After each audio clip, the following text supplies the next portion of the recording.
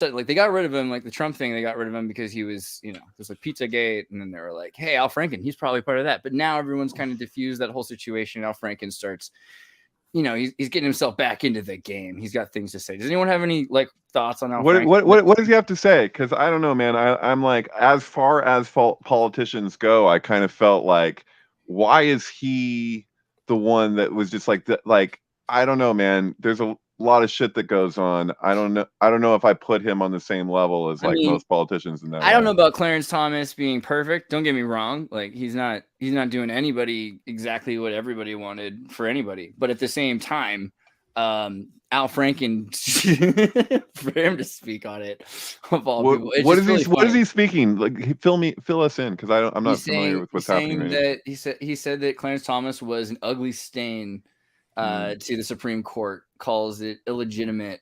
The court is a very divisive institution right now, and the Supreme Court to me is illegitimate, says Franken. Right. So in other words, he's not recognizing the rulings being made. He doesn't think they should be accepted as federalized common law. Whatever. He thinks that we need a new Supreme Court because this is someone that can't change because Trump put them in office, etc. So is anyone listening to Al Franken? I mean, that's what freaked me out, because I saw he's like trending on Twitter, which means some people do. I mean, that's not what you want in the world. Where's the picture of him? That's not what you want. I mean, that is a Stewart. I just want to remind people, like, this is an evil man. This is not Phil Hartman. Is this a version of him that gave you nightmares? So what happened to him? Did he grab some woman's ass? That's what happened. That guy kicked out. I think it was that when people were passed out. Oh, there we go. There's a lot of this going on. He'd be like, people. Yeah, I don't know. I don't know if this is all that was going on. I think that there weren't enough pictures, but I think enough people knew there's something weird about Al Franken, man. And yeah, he made some weird movies too. And he's from Minnesota. So he tries to exploit Minnesota, but he's not really from Minnesota, right? Like, didn't he move there from New York or something like that as a child? The whole thing, it's all a plant. I don't trust Al Franken. Nobody cares. Okay, what about Tucker Carlson saying if you were a flat earther, you'd be fine, which is like how I feel, welcome. True. But if you Building 7. Great video on Tucker, by the way. Oh yeah, what's up, Bernie? How's it going? The Tucker Lost tapes. It's pretty good. You should play. He's about to get $100 million or $1 billion or whatever Hopefully it is. On new contract. And that's all I have to say. I mean, he signed up for the Truth Social, so I know that he's involved with whatever Trump network. I would legit love to just listen to Tucker rant about Building 7 if that's actually in store for anyone. I'm a little excited about that. Have you watched this? This is so good. It's like AI? No, I haven't watched it. It's so straightforward, because he's just like, like this issue of like, why is it that if something doesn't make any sense whatsoever to me, I'm not allowed in my position to just say so? Like, he's like, what is this charge? Like, he's like, so he just used Building 7 as an example, because it's an obvious example where you're just like, come on, man, like that doesn't make sense, and I'm just supposed to pretend like it does. Like, surely he's known about that for decades. Like, it's not about knowing about it, it's about not being able to talk about it. It's a weird thing to not be able to talk about, and it's also pretty blatant that when you're saying who do you work for, if it's Rupert Murdoch, and Rupert Murdoch had a bunch of money in credit card debts at Enron that were completely erased, so they had this international corporate debt jubilee in Building 7, it makes him feel complicit, right? I think that's what he's thinking. He's stuck in this loop where he can't talk about his boss. These guys all mainstream. Come on, mainstream news hosts. They get replaced all the time. They're all puppets. I mean, by now, people still think these people are real, like, game changers. Right. Well, speaking on this topic, I just listened to this great interview. I can't believe I've never heard from Hunter S. Thompson from 2002, where I think it was maybe an Australian interview where he's talking about 9/11, and I mean, I remember that he had things to say, but like, there's the letter the day of or whatever that he wrote about, basically predicting war with Iraq. I think he names Afghanistan. He says there's, we're not going to even have clear lines on like who the enemies even are anymore. It's just going to be like total madness. But, he went on this interview and he's talking about the book that he's working on, which he says relates to 9/11. Well, I'm like, I listened to this interview and I'm like, wow, that was amazing the way and it's so relatable to stuff today with like the suppression of, like, he was saying, like, yeah, I know journalists at the time in 2002 that feel the same way I do, but they don't feel like they can write on it because they know they'll just be attacked like crazy, like you're not patriotic or whatever you want to call it. You know, there's this whole lockstep that was occurring at that time. And it sounds like you could just fill in the words, like instead of 9/11, it could be like COVID-19 really easily. And the interview would still follow the exact same way, you know. But I get this book because I'm like, I never read Kingdom of Fear, so I'm going to order a paperback of the book. I get the book, I look through it, almost nothing about 9/11. And the one thing that I found was like, from somebody, it was like a letter from somebody else mentioning 9/11. So it's like a lot of stuff from like 1994, 1996, even 1999. I'm like, he said in the interview, I'm working on a book about 9/11 and the state of the country and all this stuff. And as far as I can tell, you know, call me a conspiracy theorist, but it sure looks like they heavily edited the book and kind of made this Frankenstein of different pieces of writing that he had done that hadn't been officially published in a book yet. And we're just like, oh, here's the new Hunter S. Thompson book. And I whatever he actually had. Oh, that's yeah, horrible. so like one of those damn Tupac albums. Yeah, dude, it's one of those things where somebody has a shit ton of guns. And then they, you know, their head gets blown off. There was no witnesses. You know, his wife was on the property. She heard the shot, but it's like, you know, I'm not. But it's somebody has a thing of like, yeah, William Burroughs reference. Go this way or that way, right. You know. Okay. Right? Yeah, totally. Easy there you way go. or hard Was way? that it? Was I was just asked to do the Willem Tell routine, and next thing I know, I'm not here to talk about it. But I feel like that's also, you know, early and late Kubrick. But then, you know, the 9/11 thing is interesting that he brings that up again, because 9/11 is the, you know, the Back to the Future 9/11. It's this turning point that's predicting taking all of our energy, focusing it on a certain point, and then maneuvering it towards, aiming it towards something unrelated. And of course, it's Iraq, right? So we needed Iraq. We wanted Iraq, or at least the neoconservatives felt that it was like this occult value of Iraq. I mean, Hobby Lobby kind of taking the, what was the Epic of Gilgamesh or whatever the old tablets were. There's more to their need to aim it that direction, but we're not supposed to look at it. We're supposed to just look at it as this monolith that's knocked down. And it's weird because it's become so part of our culture. 9/11 is so ambiguously part of our culture, but there are tons of people that are 20 years old, you know, and older, that can drink, that have been born after September 11th. They're born into this world, which is crazy, right? Like, because they have no idea what it was like before. Well, I think 9/11 was like our generation's JFK, where people would be like, oh, I remember what I was when I heard the towers fell. And then the newer generation that comes after that, I think they're more about like the outbreak. You know what I mean? Like, I remember where I was at on Christmas when I found out, and that slow sort of precipitation. But I think it's a little bit different because the JFK assassination and 9/11 were like very specific, immediate events that happened that day, and everyone just kind of had this collective traumatic programming applied to them. Whereas the latter, it's been more of like this slow process where you almost had to like buy into it and then decide how bad it really was. Whereas these events, you didn't have to guess how bad those events were. Right. Well, check this out. At this point, or I should say, in 2020, your relationship to what you think about 9/11 was like the barometer or whatever for how you're going to relate to COVID-19. So like, if you did not trust the official narrative of 9/11, the more you distrusted that, the less likely you were to fall in line with, you know, the general ideology that emerged around how best to deal with the event. Because in both cases, you have something that you can acknowledge. You're like, you know, different people will argue differently, but like, you're like, here, okay, so we people are dying, okay, we can at least say that, even if they're dying from respirators that they shouldn't be on or whatever. There's like a bad fucking flu season, and it's like, this is happening one way or the other. These people died in these towers one way or the other. It's all the opportunism, or whatever you want, the greed and everything that enshrouds and surrounds that event. That's like a fucking parasite. And so it's like, there's the thing in itself is bad enough, but everything else is another matter. And so you get what I'm saying with that? Yeah. So I was listening, and like myself watching it in grade 11 when it happened, and like the towers just hitting, and just like them all coming down and being like, no, physics, that's impossible what we just saw there.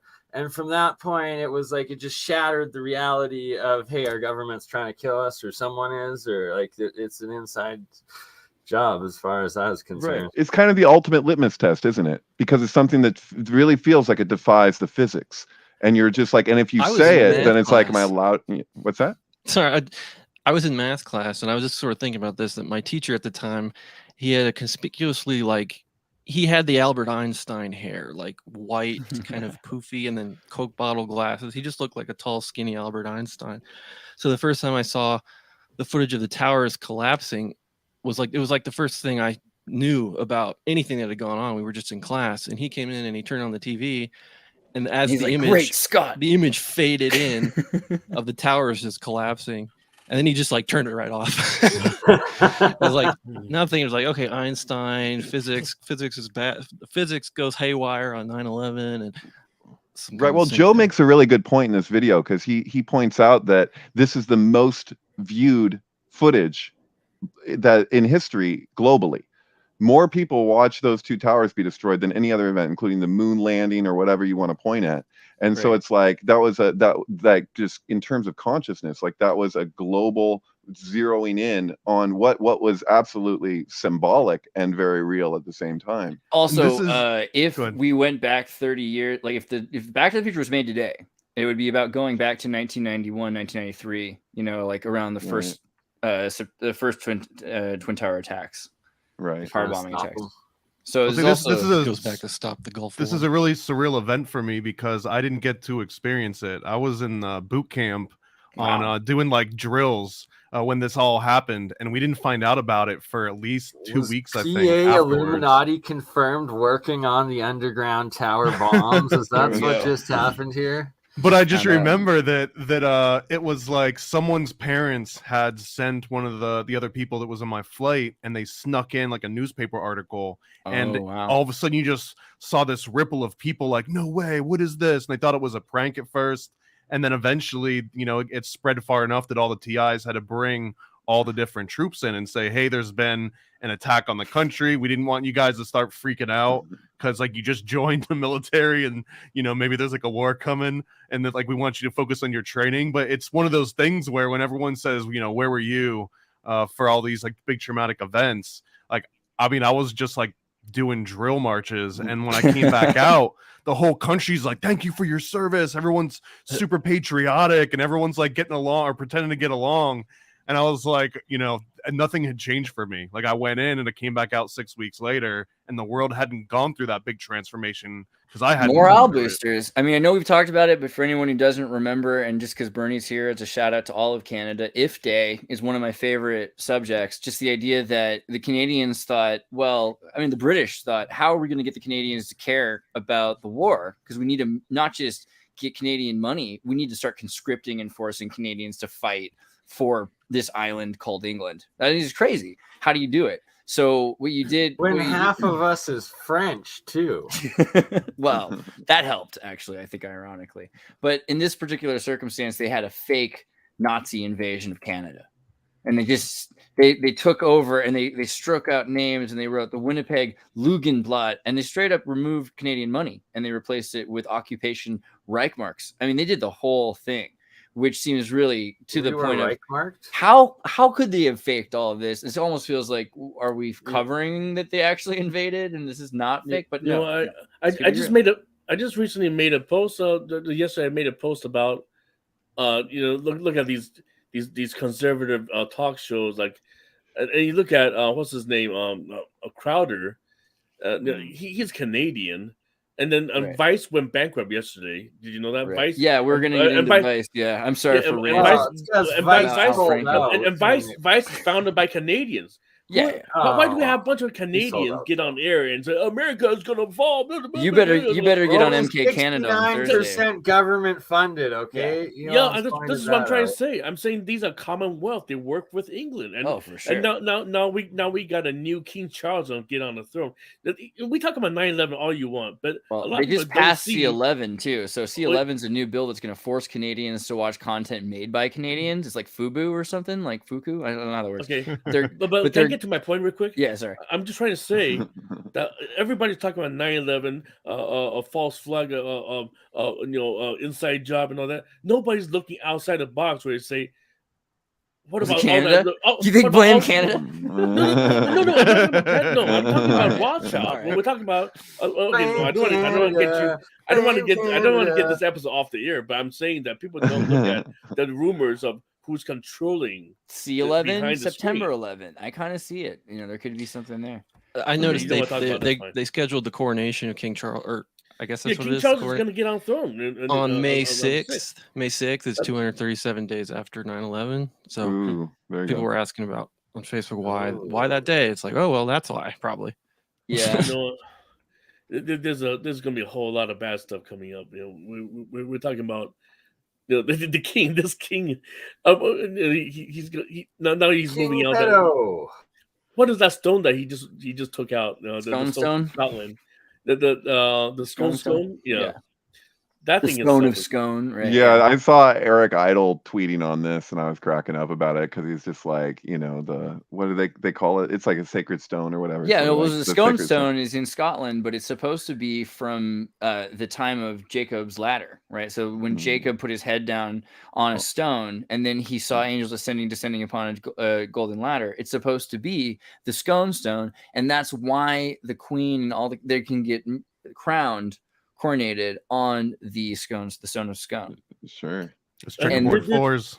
Right. And the stone originated from Syria, brought back from the Crusade. Well, some of these Tartarian fanatics will say that maybe like the biblical stories happen in Scotland, which is a whole other thing that's kind of interesting about Freemasonry. But the stone in the 70s, someone tried to take it and they dropped it in the parking lot and chipped a bit of it off, and it got lost because it was a gravel driveway.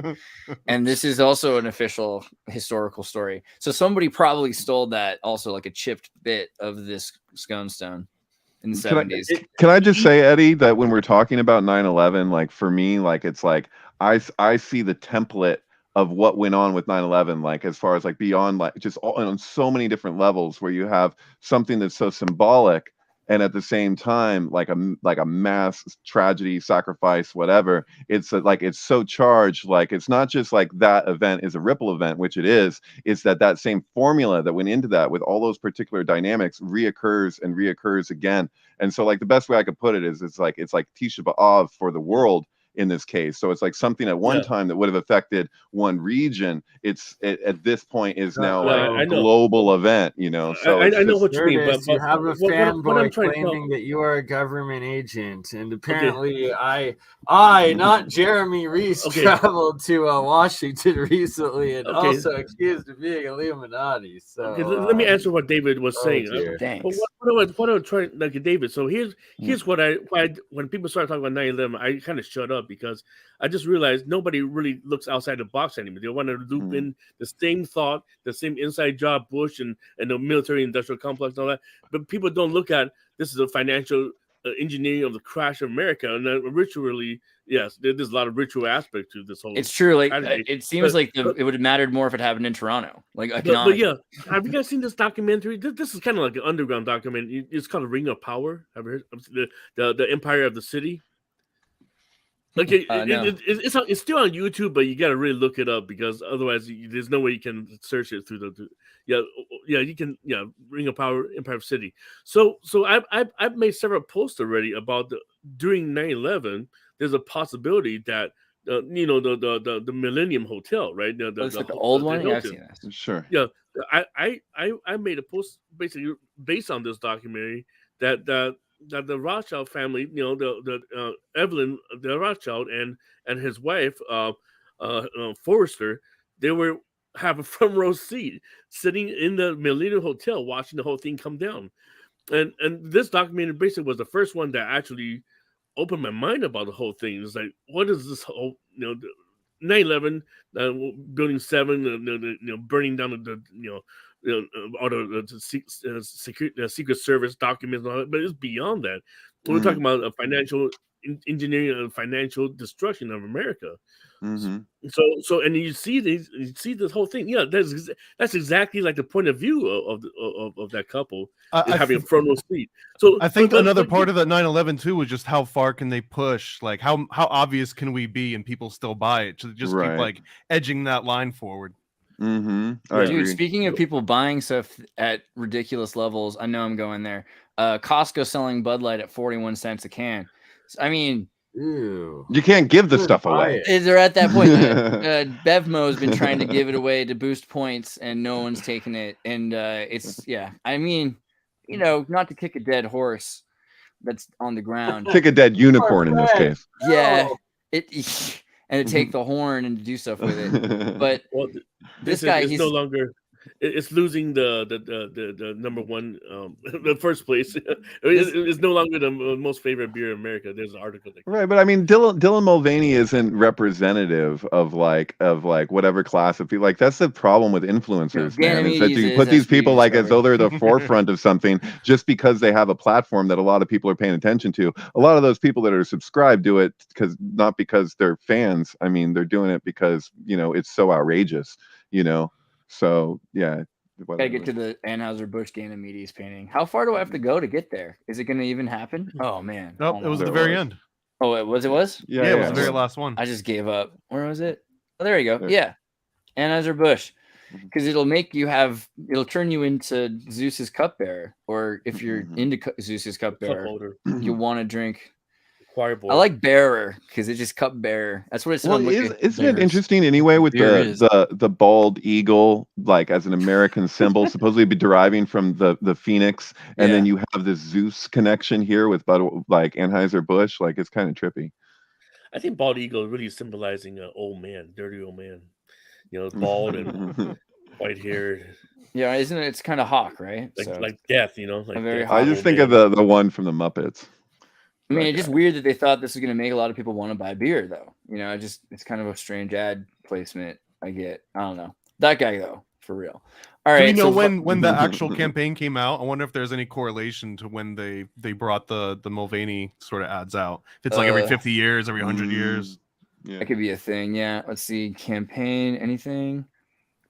I don't know. I'd have to dig a while. Well, we can dig into that. That'll be an interesting one. I like this topic. For sure. 1906. 1906. Budweiser, maybe earlier though. I don't know. That's the year of the San Francisco earthquake. I bet you what we have to do 1892.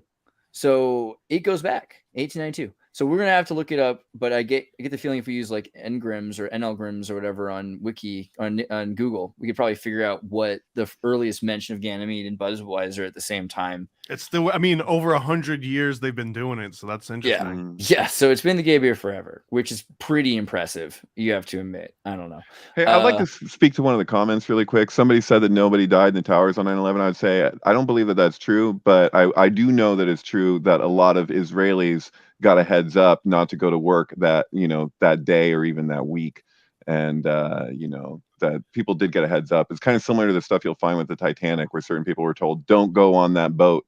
That shit happens. God, I could rant about the Titanic for a minute because I watched the Titanic recently. Also, the Hershey family was one of those. The Hershey's. The heart of a woman is filled with secrets like the ocean. John Burt. The Astors did not get the call. The Astors never got the call. Oh my God. Should we talk about the Titanic instead of Vice? I don't think anyone really cares about Vice. We can get into Vice, but should we just get it over with? Aren't they the same thing? All day. Corporate wants to know if there's a difference between these two pictures, Titanic and Vice. The 9/11 Commission report and Helter Skelter. Vice talks a lot about politics and psychedelics. Isn't that kind of weird? They talk like a lot about psychedelics and mind control.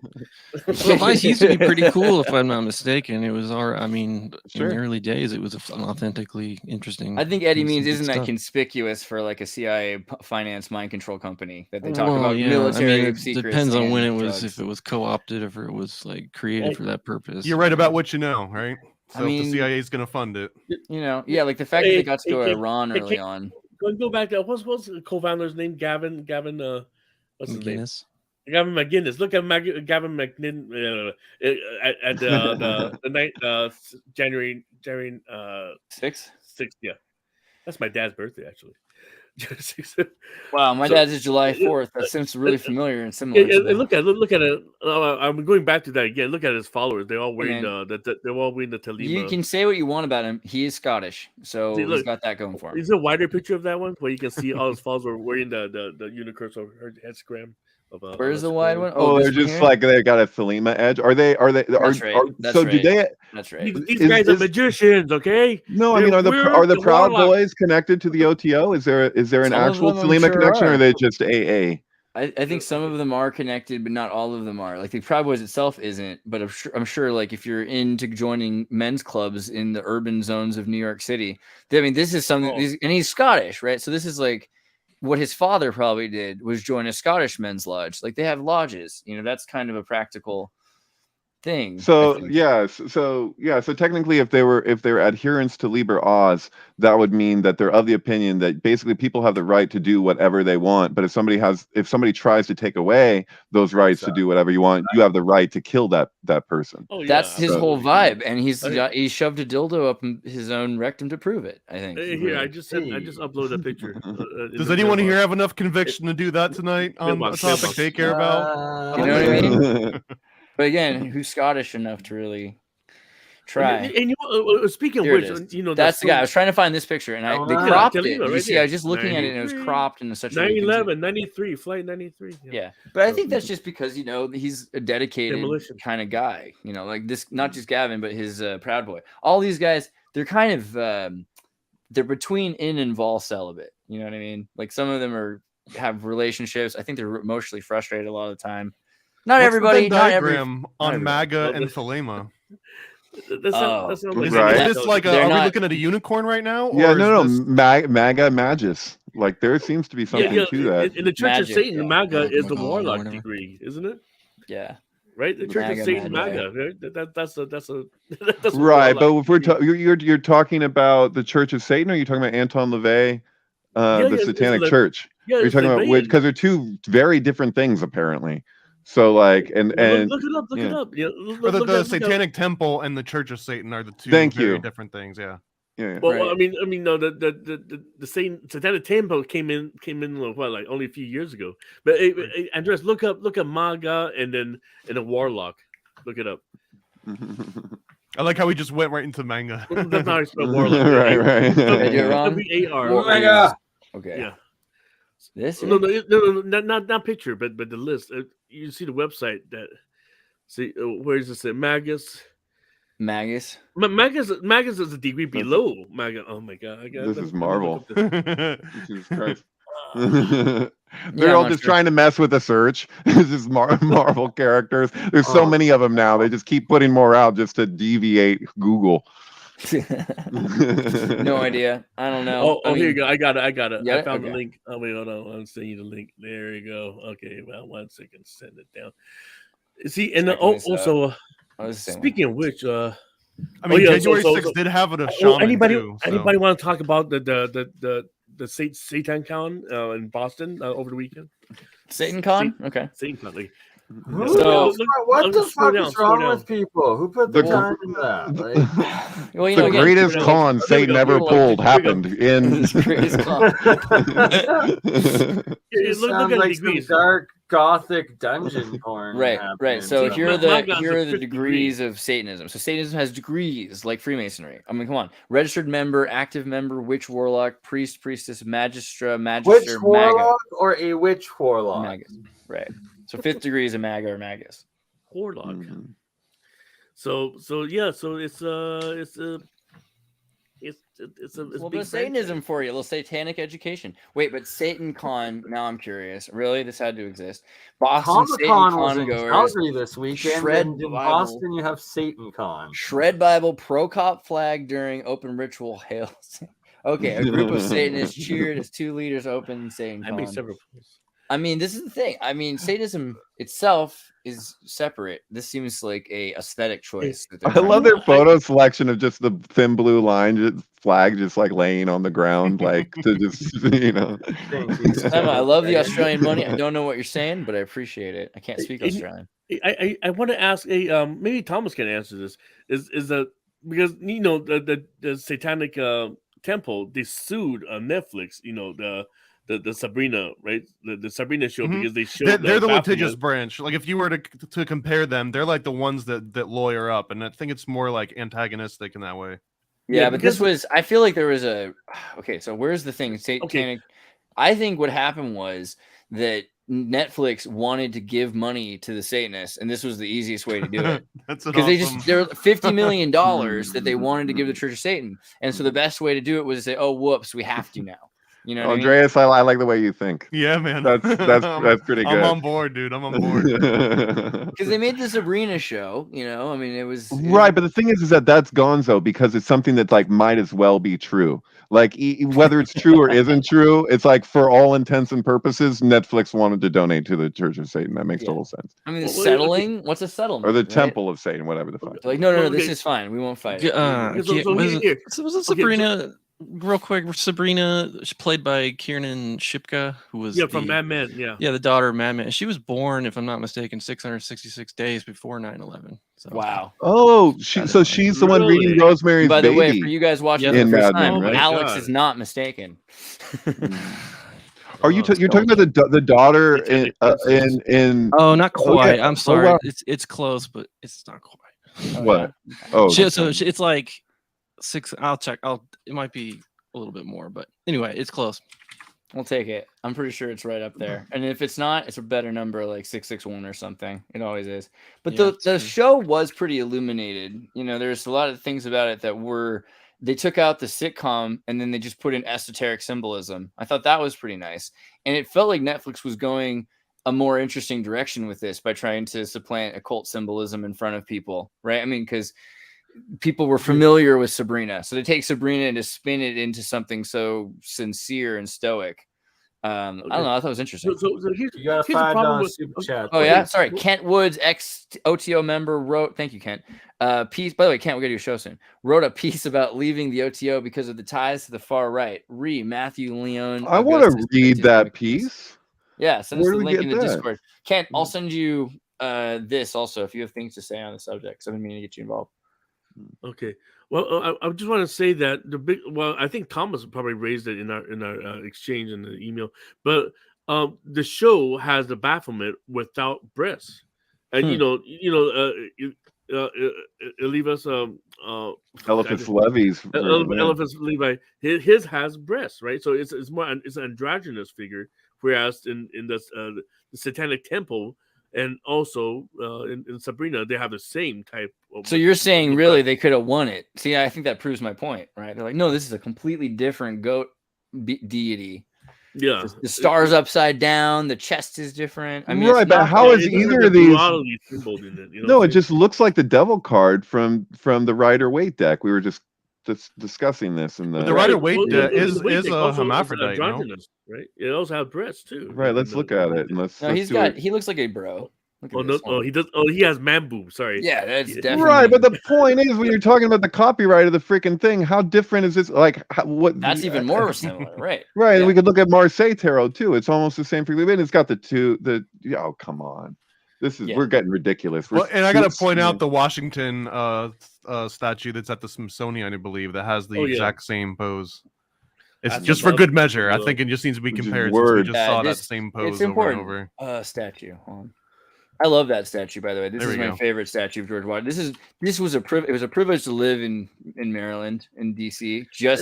This is a goal I've always had, was just to see the statue and to see it like a few times and just sit there. I mean, honestly, I always like going to the Rodin's Poet in Paris. This tops it. This is the better statue. Excuse my ignorance, but what are they called? The apotheosis of Washington or something like that? Yeah, what is it? No, that's Rotunda. That's the painting. That's right. But isn't it related? Like, doesn't he have his arm up like that? Or am I tripping? Isn't it somehow? Okay.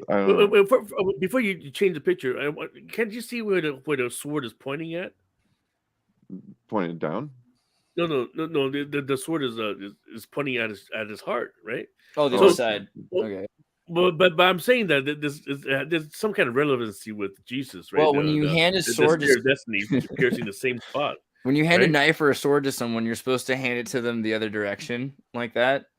Sword etiquette. Yeah, but that's kind of where Jesus was pierced by the Longinus, right? Oh yeah. Hey, Andreas, what was that thing we've looked at it together before a long time ago? There's like the American religion thing that's like how to explain that? What is the operative word that you like where government itself is itself like a religion? Like the it's hard to explain that. It's kind of meta. Do you remember what I'm trying to fucking say? I don't know. To believe in America. Theon statism? No, yeah, there's like an actual like it's You like believe the government's watching you and keeping you it's like safe? yeah, there's a theory of like when like the apotheosis of George Washington, for example, where there's this kind of deitizing of the presidents, and like that this whole thing goes back to like another religion that's like its own kind of thing. What the hell? What is that called? We found it before. I just That's can't a remember. huge. This is really what it is, the statism, because in general, people believe that through the state we can remove the impurities of the individual, and we'll get the people who are without sin, because the persons will only act in their best, and so together we'll create this divine machine, this Deus ex machina that comes out of existence. It seemed like it seemed to be the same mission statement. I was reading somebody posted it yesterday. On the May 1st, of course, that's the founding of the Bavarian Illuminati, right? So, of course. So they said the mission statement is to get rid of all religions and to create a new holy. And I'm like, wait a second. You said get rid of all religion, but you know what I'm saying? It's like these people, they want to create their own new religion, which is I don't know. I just think this comes. Well, this is relevant, and I'm sorry we didn't bring this up as like a more important talking point. But happy anniversary to the Illuminati, because it has been it's been a long time coming. What do you guys think, though? You're saying you felt like it's like a religion. How do you think it's like a religion, Eddie? Well, another interesting. Before I get to that, is that we know we're hitting the Pluto return of America, right? 246 years, right? So it's the same year as the Illuminati. So somebody actually brought up the point that if it's the end of America right now, the end of an age of America, which the return of Pluto signifies, wouldn't do the same thing to the Bavarian Illuminati? Saturnalia. Yeah, so I just think that, but back to the religion thing, is basically saying that's what their original mission statement say. These are not evildoers. These are not secret plotting against the world. But basically, they want to get rid of the world of all religions, infiltrate all, like the Jesuits and all these people. They're all trying to, what's the word? God, I forget it. I'm inspire? No, not inspired, but basically they want to overthrow all the established, control mechanism. I think they want to create a system that people want to be a part of. Like the Jesuits want everyone to want to be altar boys, because once everyone's an altar boy, then they become a father, and then you've got nuns, and it just seems really fun because no one has any responsibilities except for all the responsibility of the church. It's really, if you look at being a priest, it doesn't sound really great, but if you look at being a really corrupt priest, it sounds amazing, doesn't it? Because you get to be like a gangster in Italy with gold and cocaine, and it's a very different kind of priest once you start realizing what most priests get to be if they really try. Hey, Andreas, the words I was looking for was American civil religion, and if you go into the private chat, I shared the wiki for it. Very good. Wait, I got there again. That's right. We did do this. I love this. Yeah. The sociological theory that a non-sectarian quasi-religious faith exists within the United States with sacred symbols drawn from national history. Yeah, and it's totally fabricated on purpose. This is the intention of Strauss, right? Straussian neoconservatives who want people. This is why the show Gunsmoke exists, right? So that people will have what is the definition of apotheosis? Apotheosis. Yeah, I was pronouncing it wrong. My apologies. Sorry, apotheosis. Sound like a moron over here. Divination or deification. Yeah. Hey, Kent made it in. What's up, Kent? So all this talk about separating the church and state. I mean, just from that painting itself, you're turning. Okay. So watching this, say, "Oh, I don't want to become the emperor of America. I want to become God of America." Right. You want to become a god. Want to make want to start a trend where it's possible for people to become gods. Yep. And that's what it used to be like in Rome. And I think that's also Greece. So they're thinking we'll become so much more beyond what a normal person's life was, because we'll become so impactful to the existence of everyone else. That's as humans. That's the whole context of the 100-Year War in Judea, is that everywhere the Romans went, they were getting people to bow to Vespasian and Titus, his son Caesar, as gods.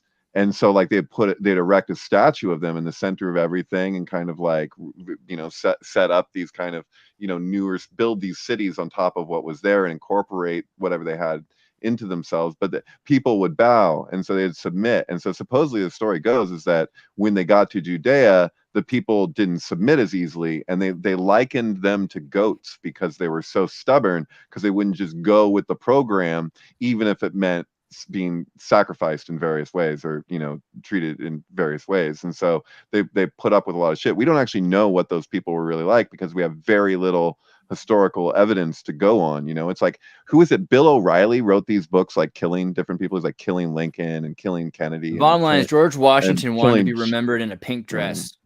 and then right, and then killing Jesus.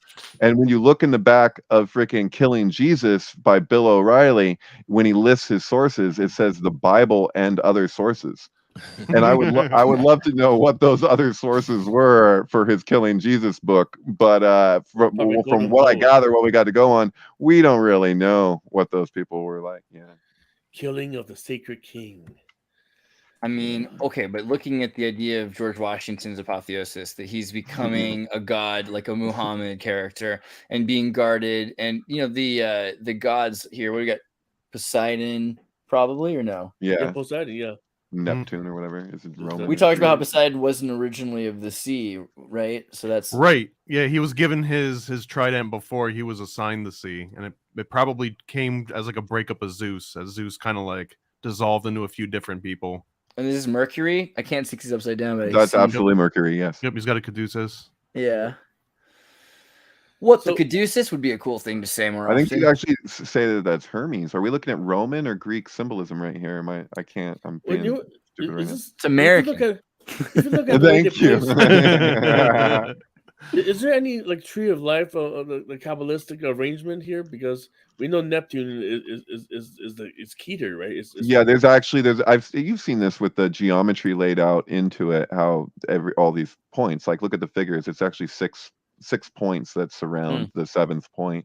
So the God of War. Right. So the point in the center is a no point, right? That's like Shabbat. So you say the idea, of the week, in Judaism is that you're actually like more than just circling, you're actually kind of like spiraling around the seventh point, which is kind of like not really a point, like it's like a space. So, it's kind of trippy in that way. So. I always love when they make like the fun separates. Like I wonder if there's a George Washington or like a July 4th one, like a patriotic one. A patriotic tree of life. Yeah, patriotic Sephiroth. Let's see if I can. Sephiroth. Maybe you should type have you guys ever done a dive on Final Fantasy VII in the Sephiroth and the name of that guy? A little bit. It's the only thing I know about Final Fantasy at all. Expand, because Final Fantasy blows my mind. It's such a fever dream, and it's amazing. Like, so I remember it. I think I have talked about how I saw the Final Fantasy movie, the original one in 1999, and I realized it's all about Scientology, because you've got Buscemi sitting there, and they're like explaining to him how the Thetans are taking over people's bodies, and these ghosts are taking over the world. He's like, this is making a weird kind of sense. And as soon as I realized it didn't make any sense, and Buscemi said that, I knew it was Scientology. What were you saying? Sorry. No, I think I think. Oh, you were going to work on this, right? Yeah, I almost got to go to Honolulu, but I didn't sign the contract, so they wouldn't trust you. Final Fantasy VIII is my favorite in terms of the story and the sync stuff around it. It's just like all about. It's a really weird story that takes 80 hours to unfold, but they all do that. It's really interesting. It's about it involves time, like witches and the bleeding from the moon, and like it's really Gnostic and like this but filtered through the Japanese anime kind of aesthetic. It's pretty real. That's the thing. I feel like the most relatable thing to what I believe is actually going on in the veiled part of our reality. Final Fantasy seems to get it to some degree, and like personal demons. Are there any other video games you guys think are like revealing all sorts of interesting? Yeah, that one with David Bowie. What was that called? David Bowie video game? The Omicron game on the Dreamcast. Yeah. What was that? The Nomad I don't know Soul. how much that really reveals. But... Oh man, what don't you remember what he says? He has like some lines he says. Oh yeah, dude. No, this shit's super loaded. That's why I named it. Yeah. Or not named it, but pointed at it. Here you are, the stranger in Omicron, conqueror of demons. You've told me so much of your exploits. You're not the first video game player to get by this dimension. And yeah, they talk about like a virus and how like a vaccine destroyed it, and it was took away their magical power or something like that, right? Locked the cage. It's very Scientology until they get to the vaccine part. Is this on PlayStation? What is this? It's Dreamcast. Dreamcast. Yeah. Oh, Dreamcast. Which is all the more like make it for something that nobody has access to that Microsoft gives to Yeah, people. that's the thing. There's a game that piques my interest because it's called the Stanley Parable, which is like, Oh yeah, it's hard to describe. It's like it's a first person game where it's very meta. Like you're making choices, and then there's a narrator that's narrating your choices as you make them, and you open up and you're in room 420 or whatever, or 429 or something, and you get the secret ending, and it's this bizarre baby monolith thing, and it's fascinating. I recommend you check it out. Speaking of monolith, I mean, I'm sorry, I don't want to change the topic, but they just discovered there's a huge structure on the moon. It's like it really reminds me of the monolith. It appears it's deliberately buried. You can't just say there's a huge structure on the moon and not expect it to change the subject. Which one? Where is this moon structure? Go to Twitter. Your it's Twitter. It's like my fifth post from the top. Let's see. Let's see here. It's just down past the moon. No. It's coming up. We're going to cover that too at some point. There we go. Scientists have found an enormous structure that weighs 2.18 billion kilograms. Alex, run with the numbers here. And stretches for more than 300 kilometers and 186 miles in depth under the surface of the moon. I click on the article and it'll tell more. I don't look at the picture first. I'm a picture guy. Look at this. Oh yeah, look how there 2001 there. You know, the one in the middle. Yeah. So this is where it's at, of course. And where does this? Chinese Chang'e 4. Doesn't that mean rabbit? Is that the thing, right? Well, then the Chang'e is the princess who flew to the moon. Princess with the rabbits. That's right. Yeah, she met with a rabbit, a palace full of white rabbits. Why is Disney not making better movies about this? I think what's the whole thing? There's a whole rabbit on the moon thing from anthropology. You mean Bugs Bunny and when he goes to the moon? No. Well, that too, but well, no. The mythology of Chinese mythology of the is that Chang'e, she's the princess who married this emperor who was a hero but became a tyrant. He was a hero because he shot down 9 suns. Because the sky all of a sudden appeared 10 suns and was burning scorching the earth. So the then emperor asked some hero to shoot down, to cool the planet down. So he shot down 9 of the suns that fell down turned into black crows. So he became the hero, and then later on he became the emperor and married this Chang'e. Chang'e is the name of the first Chinese rocket that flew to the moon, if you know that. Well, what's weird also is that the Veda talks about having other sun disks or moons, essentially black moons, and that they are missing in our sky for the most part, except for sometimes when we have an eclipse that has to do with one of the other disks in the sky. So that's kind of interesting, the idea that there's a point when it explains that they basically disappear because it's changing the weather too much. Okay. Well, actually, let me just finish her story real quick. Yeah. Because so she was dealing with a tyrannical husband. And that guy wanted to live forever. So it goes with the same story. A lot of the emperor want to live forever. So they always looking into an elixir of fountain of youth, right? So she ended up swallowing it. And she ended up dying. I mean, she basically got killed by the drink. I got to point out the rabbit adrenochrome connection here, by the way. Oh yeah. Okay, so she flew to the moon, all the way to the moon, which kind of reminds me of the Stanford Research Institute. They're tracking people going to the moon. The souls fly to the moon. So she ended up on the moon, and then the only companion she had was in the palace, was inhabited by all these rabbits, and they're all making medicine. These rabbits were not just making adrenochrome medicine, man. Yeah, something. There's something here, man. It just keeps popping up too much to not be more than a coincidence to me. Right. Well, I mean, into the OTO stuff, because Kent got here. Kent, thank you for making it. Can you hear us? And you can talk about it? Yeah, I finally got it going. What's up, y'all? Legit. Well, you sent us this link talking about the OTO. What's this about? So this is a guy named Marco Visconti. Sorry. Oh, I know him on. Yeah. I'd never heard of him before, but I listened to a guy named Recluse's podcast. He does The Farm, Mach 2, I think. And I heard him do a 2-part episode where they just like went through this entire article, and it was just really fascinating because like we obviously, or I don't know, I've like looked a lot into, you know, the left's general connections to the, you know, the darker sides of the occult. But it's interesting whenever, I mean, obviously it's the same on the right, but it's interesting to kind of hear somebody from the inside give a story. So essentially he was kind of like, I don't know, I guess in the know whenever all that stuff was going down with Charlottesville, and there was a surprising amount of connections with the OTO and different organizations that were operating there. It's a great read. I would recommend it. Yes, I mean, what do you think about the OTO? Do you think they're, I mean, aren't they just kind of Gnostic, or do you think they're specifically kind of on the darker side of the more evil side? I don't think any specific organization is necessarily like only nefarious or only good, you know. I kind of like try to ride that gray line, but I don't know. I mean, a lot of this stuff, I have seen a lot of different organizations that kind of spun off of OTO inspired kind of literature, and they've taken it to the darker places. I'm thinking of oh man, what was it was a church in the 70s. Well, I mean, Kenneth Grant in the first place went to a pretty dark place as a successor of Crowley's. So, you know, what the fuck. But isn't that the whole point? Well, I mean, a dark place. Speaking of Crowley, yeah, I mean, so nobody has seen that show yet, right? The Rabbit Hole.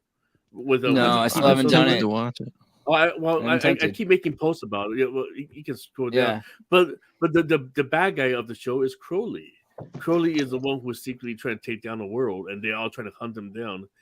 And so there was a lot of quotes in the show, just like, wait a second, you know, basically like Crowley. I don't know, just some euphemism that Crowley was a secret agent, you know, of England, and we're plotting against America. That's not even a conspiracy theory. Just to point that out again, that Crowley actually was partly in charge of propaganda surrounding the sinking of the Lusitania. Simply put, that's kind of and he was Agent 666 or Agent 6 or something, right? Agent 06, and they called him 666, but he was really Agent 6, and that's why they talk about Agent 007, because he was maybe 006 or something.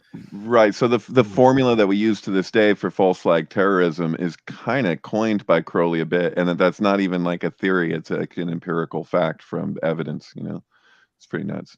They had a really cool way of covering this on Strange Angel. I don't know if any of you guys saw that TV show. Yeah, I do love that show. Oh, Strange yeah. Angel's a great show. They kind of played games with this where he wasn't sure if Parsons was like actually meeting with Crowley or not, and you weren't sure if he was going crazy or if it was like an apparition. It was interestingly done.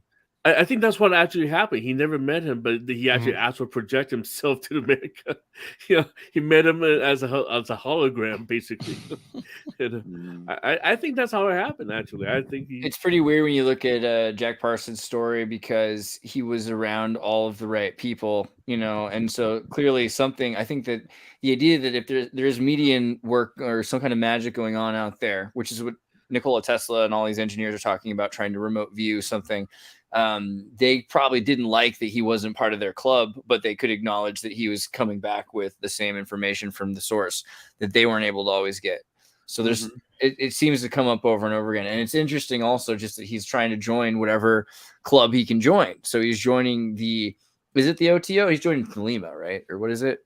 Golden Dawn. He's joining the Golden Dawn. And so again, there's just all of these clubs that are into polyamorous sex magic in the 50s. It's not that weird. And then 40s, looking at guys going back. Yeah, Ave. Well, I was thinking earlier, Ave Satana, Ohio. Back to Franklin, right? Ave Satana was the where is it? No, the Ohio, first Ohio Satanist church. The whole point of Kenneth Grant's stuff regarding Jack Parsons and all that is that they possibly opened a door with their ritual, and that's what coincided with the invasion of UFOs and various other stuff. And right, because he goes way into the alien stuff, like because he takes Lam to be like literally like a gray alien, basically, right? And he has that whole thing with the egg spaceship thing. And so the opening of the door, Babylon ritual, I had this feeling like it'd be about related to 9/11 being a ritual. Like, what was the purpose of 9/11 as a ritual? And like Jake Katsu would always like, oh, it's the Stargate opening or whatever. Well, I think maybe it was closing. You know, it was like closing the door. Maybe that. Are you saying that Aleister Crowley opened the door? I think Parsons and Hubbard opened the door. But remember according that, to the theory of Kenneth Grant. But remember that Aleister Crowley, he never closed his ritual. You're talking about the Abramelin the mage thing with the calling down of the holy. That's supposed to be why the Loch Ness monster reemerged, right? Because it doesn't. Well, the time doesn't work, but it really wants to. I wish it did. I know. Like every time, I'm looking at the dates, and I'm like, oh, that would have been so good. So if we look at it, so Crowley opened the portal, he never closed it, and then George Bush, his mother is Pauline Pierce's daughter, right? The love child of Crowley. So we're looking. I don't know, maybe. I like it. Allegedly. Crowley. That one did come from, I believe, like an April 1st article at some point. Yeah, but then what about the April Fool and the Olive and the come on, man. I wouldn't have believed it if it didn't come on April 1st. Thank you. That's what I'm saying. The fool. I don't really think they're the same, but I love the idea that somehow they're connected. And of course, British royals are related, so it's not that strange of an idea. Well, that's also the background of my Taylor website, by the way. Well, still, Trudeau is Castro's son. Okay, period. Okay, so that much I know. If you want a weird theory about Crowley, or my friend Brian Taylor, I forget their YouTube channel, but the theory is that Aleister Crowley and Winston Churchill are actually the same person. That's how that goes. Or was it Queen Victoria? Can't remember. Was Queen Victoria Crowley? Yeah. No. Queen Victoria is Helena Blavatsky. You can't have Churchill is Crowley. That's hilarious, dude. I get the feeling though, beyond flat Earth, like if you get a head injury and you start thinking everyone looks the same, that's the thing. Like because most people will just start to latch onto that, and you got to be careful because a lot of people do look kind of, they're humans. I think at the end of the day, it's a weird. You stare at enough corpses, they're all the same. I don't know. Well, mushrooms get chatty after rain. Anybody care? This is kind of interesting, mainly because they use the same neurosynapses as us. You were showing us, Eddie. Did you have any thoughts on this? Well, I don't know. I think there's been a lot of promo on these zombie fungus. We're talking about the true. Yeah, we could all easily become. We think the mushrooms are going to make us great, brilliant people. Or Star Trek Discovery, where the fungus is the key to travel the universe instantaneously. Huh? So, I like the brain fungus. I like the theory that fungus created humans because we're their best shot of basically bringing them to another planet. So they basically created humans, knowing that we could create the rocket and the technology to spread them around. Well, it is true that the spores of fungus and mushrooms they are the only travel throughout space without right. Yeah, they're the only panspermia. Right? Hey, Thomas, that's a comic book idea if there ever was one. Actually, I've got a comic called Mold coming out later this year that's about a global mycelium network that's basically been like enslaving humans, but for the better of humanity. And they're fighting the reptilians. I've been wanting to make that forever because of my thought is though I want to make a movie, and we'll say it now so that if anyone trademarks it, this keeps us safe.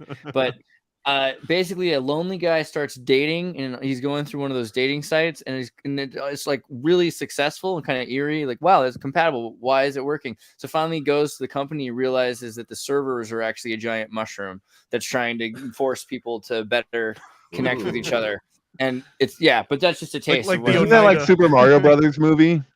Basically, because Princess Peach, man, she's her Toadstool this time around. Right? None of you touch my last Tsar of Tartaria now, though. Hey, and Wizard Wars. I don't know what you're waving around, but that's freaking me out. Let's make it. Panspermia, the idea that we were all sneezed, I think is pretty good. It's like a very Woody Allen, Epstein, and Noam Chomsky walk into a bar. That's not a joke. That's just what happened, right? I think that's the line. So I don't know. It's a big deal, but to me, I think we're supposed to talk about Epstein any chance we get. So I'm gonna do it. What do you think about Noam Chomsky? Because I hate him.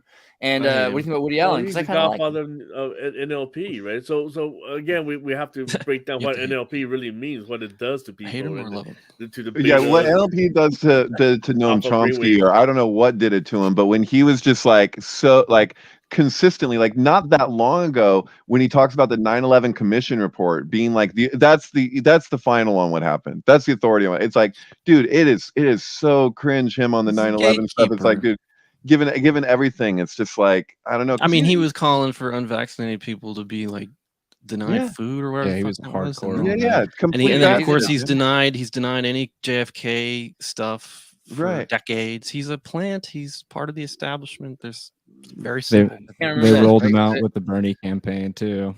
So like after he had already kind of like bowed down to Vote Biden. Bernie.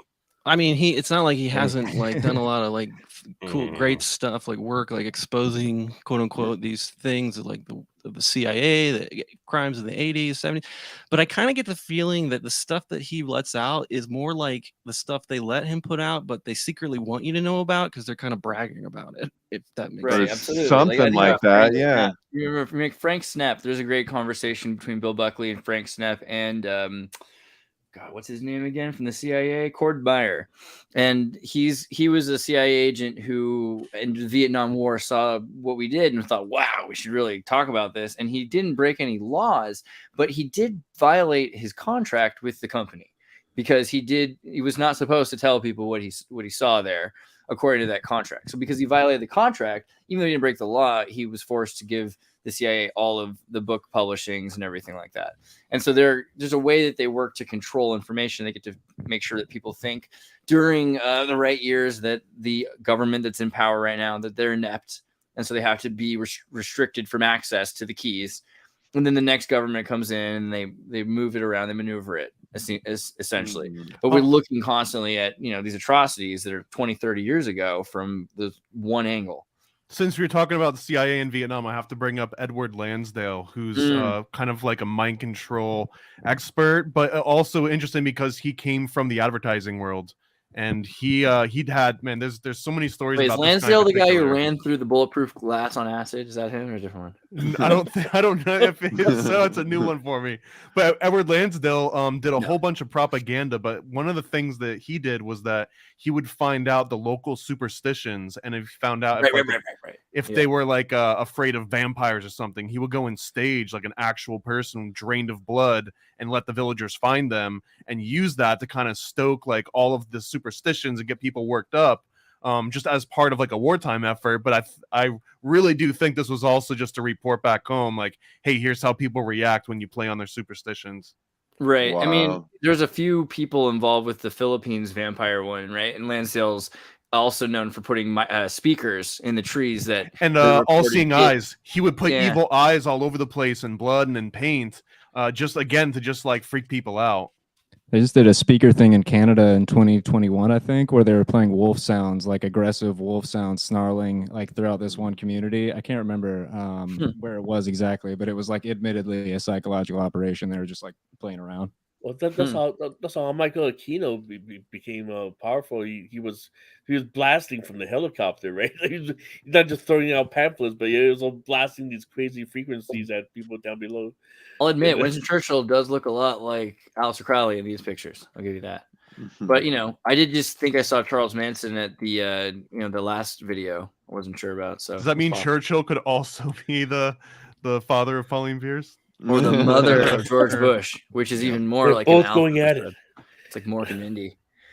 Oh, Lansdale, you vampire drain. Yeah, just making holes in people's necks and holding them upside down it saved a lot of money for the military. I think that's the thing about psychological operations. He was just trying to prove that you could save money by scaring people instead of killing like thousands of Filipinos. You just hang one upside down.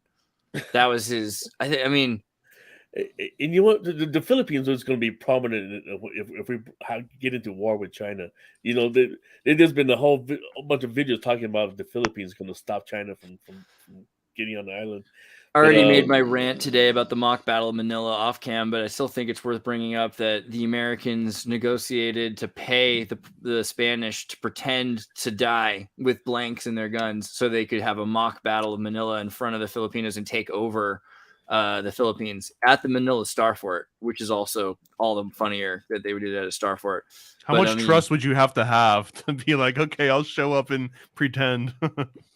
I mean, because they paid them is the thing. Because the United States government paid them to show up, and they probably sent them, a small number of troops. But they knew that otherwise the worst thing would happen. The natives would have their Declaration of Independence and become a sovereign, autonomous, free people. You can't have things like that happening. That was a slippery slope for the rest of the world. I don't like when people say mind control and control in general. I'm just like I know that there's the ability to influence, and that we underestimate the degree of influence, and even just like hypnosis or whatever. But like I don't know. I have a hard time sometimes with the idea of like control, because it's like it's so defeatist. It's just like, oh well, that's just what it is. I don't know.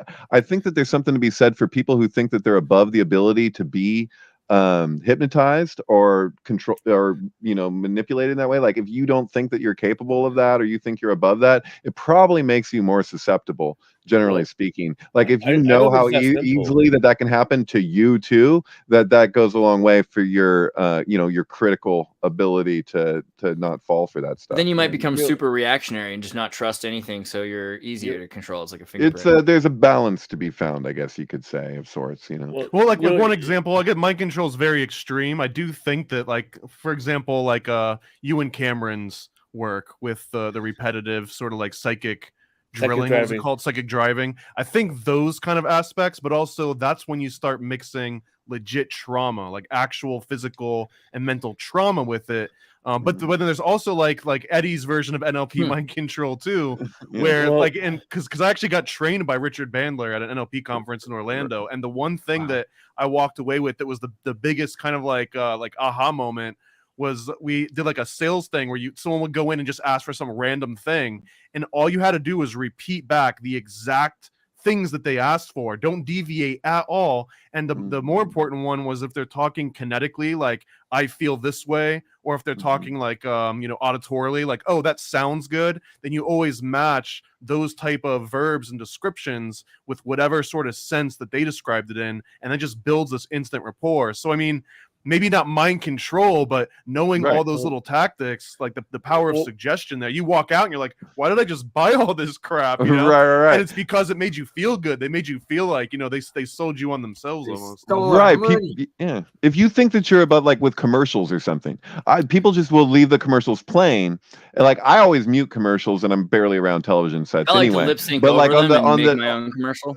Sure. But the thing is that people who think, like, when they found the dollar bills micro, like super small in the lettuce in some like Burger King advertisement, just for like a million examples where something subliminal is in there, and people feel that they're above that influence. They're like, oh, I can see what they're trying to do. But the best manipulators will have like one level that gives you the sense that, oh, I see what they're trying to do there, and then they go deeper than that. And so like people who think that they're not influenced by that, when they go to buy whatever they buy or do whatever they do, they may not realize the degree. And that I don't know, I'm saying it's a fine line between being the paranoid and the discerning. Total paranoia is total consciousness. Wait, Eddie, what were you gonna say, Eddie? I worked on commercials for 20 years now, and it's the same type of people I have to deal with. These creative directors, and these people. Some of these people are experts of drilling into people's minds. Right. I made a commercial one time, and they said it was too fancy, and then they said people won't buy this because it looks too expensive. You need to make the commercial look crappier so people think they can be the one that could buy this thing or call that number. And sometimes you wonder why some commercials are aired twice in the commercial, 22 seconds. It's like, why do you have to broadcast the same commercial twice? And that's when you realize, holy smoke, it's just like the psychic driving. Just like what's that guy from the Nazi guy, the Joseph Goebbels, right? He said, if you tell a lie big enough and repeat it enough, people will believe it. You don't have to penetrate the brainwave or anything. All these things are all assisting that. If a lot of people around you tell you that it's true, also that helps. That reminds me of our next subject for the day, which is from Eddie's page, the NBA star Dwayne Wade and his wife Gabrielle Union are jeered over their trans daughter Zaya as they leave MSG. Is this the most tragic thing? Like, why are people picking on these people who are being brave enough to let their daughter be herself, right? What are we missing about this? People are saying, you mutilated your son. So, I mean, it's a complicated issue, but where are we at with this idea that celebrities or just people in general are making decisions for their children because their children say they want this thing? Well, I don't know. These are the high-profile cases. You look at Magic Johnson's kids. Yeah, it's just weird too. I mean, Well, I'm speaking my opinion. I think it's weird that a lot of celebrities love to cross-dress their daughters and sons deliberately. Look at Charlize Theron's the kids. Look at Stephanie. What's that singer? Stephanie. God, what's her name? You know on America Got Talent. What's her name? Stephanie from No Doubt. What's her name? Yeah, Gwen Stefani. Gwen Stefani, yeah. Well, just a few of the examples. Sandra Bullock does the same thing to her black kid. A dress. It's a black boy. The adopted kids that they're turning in, like what? Yeah, I think Madonna maybe does the same. Somebody's telling them to do it. I don't think it's a natural process. I don't think this kid say, "Hey, I want to be." It's pharma. I mean, It's partly pharma. it's pharma, Yeah, I agree, pharmacracy, and they get money, and they get patients for life, and That's it. Do you think there could be a part of pill it. I that mean- someone could slip you that would make you start instill like the want for this? I don't think it would have to be just a pill, but I think that you can obviously adjust people's hormones, whether they're aware of it or not. And if someone's doing work to make themselves look more beautiful, hormones will often come up as a solution that people will look for. So the idea that people are taking hormones to make themselves look a certain way, or feel it's better, affecting their consciousness or their mind, I think, or their emotional intelligence as well could be affected by, because the hormone acts similar to drugs. A lot of drugs actually interact with your hormones. So it's right. And there's taking the hormones that you're already in, like a woman goes through menopause. If she wants to continue taking estrogen, that's an entirely different emotional experience than, say, a man who wants to start taking estrogen or a woman who wants to start taking testosterone.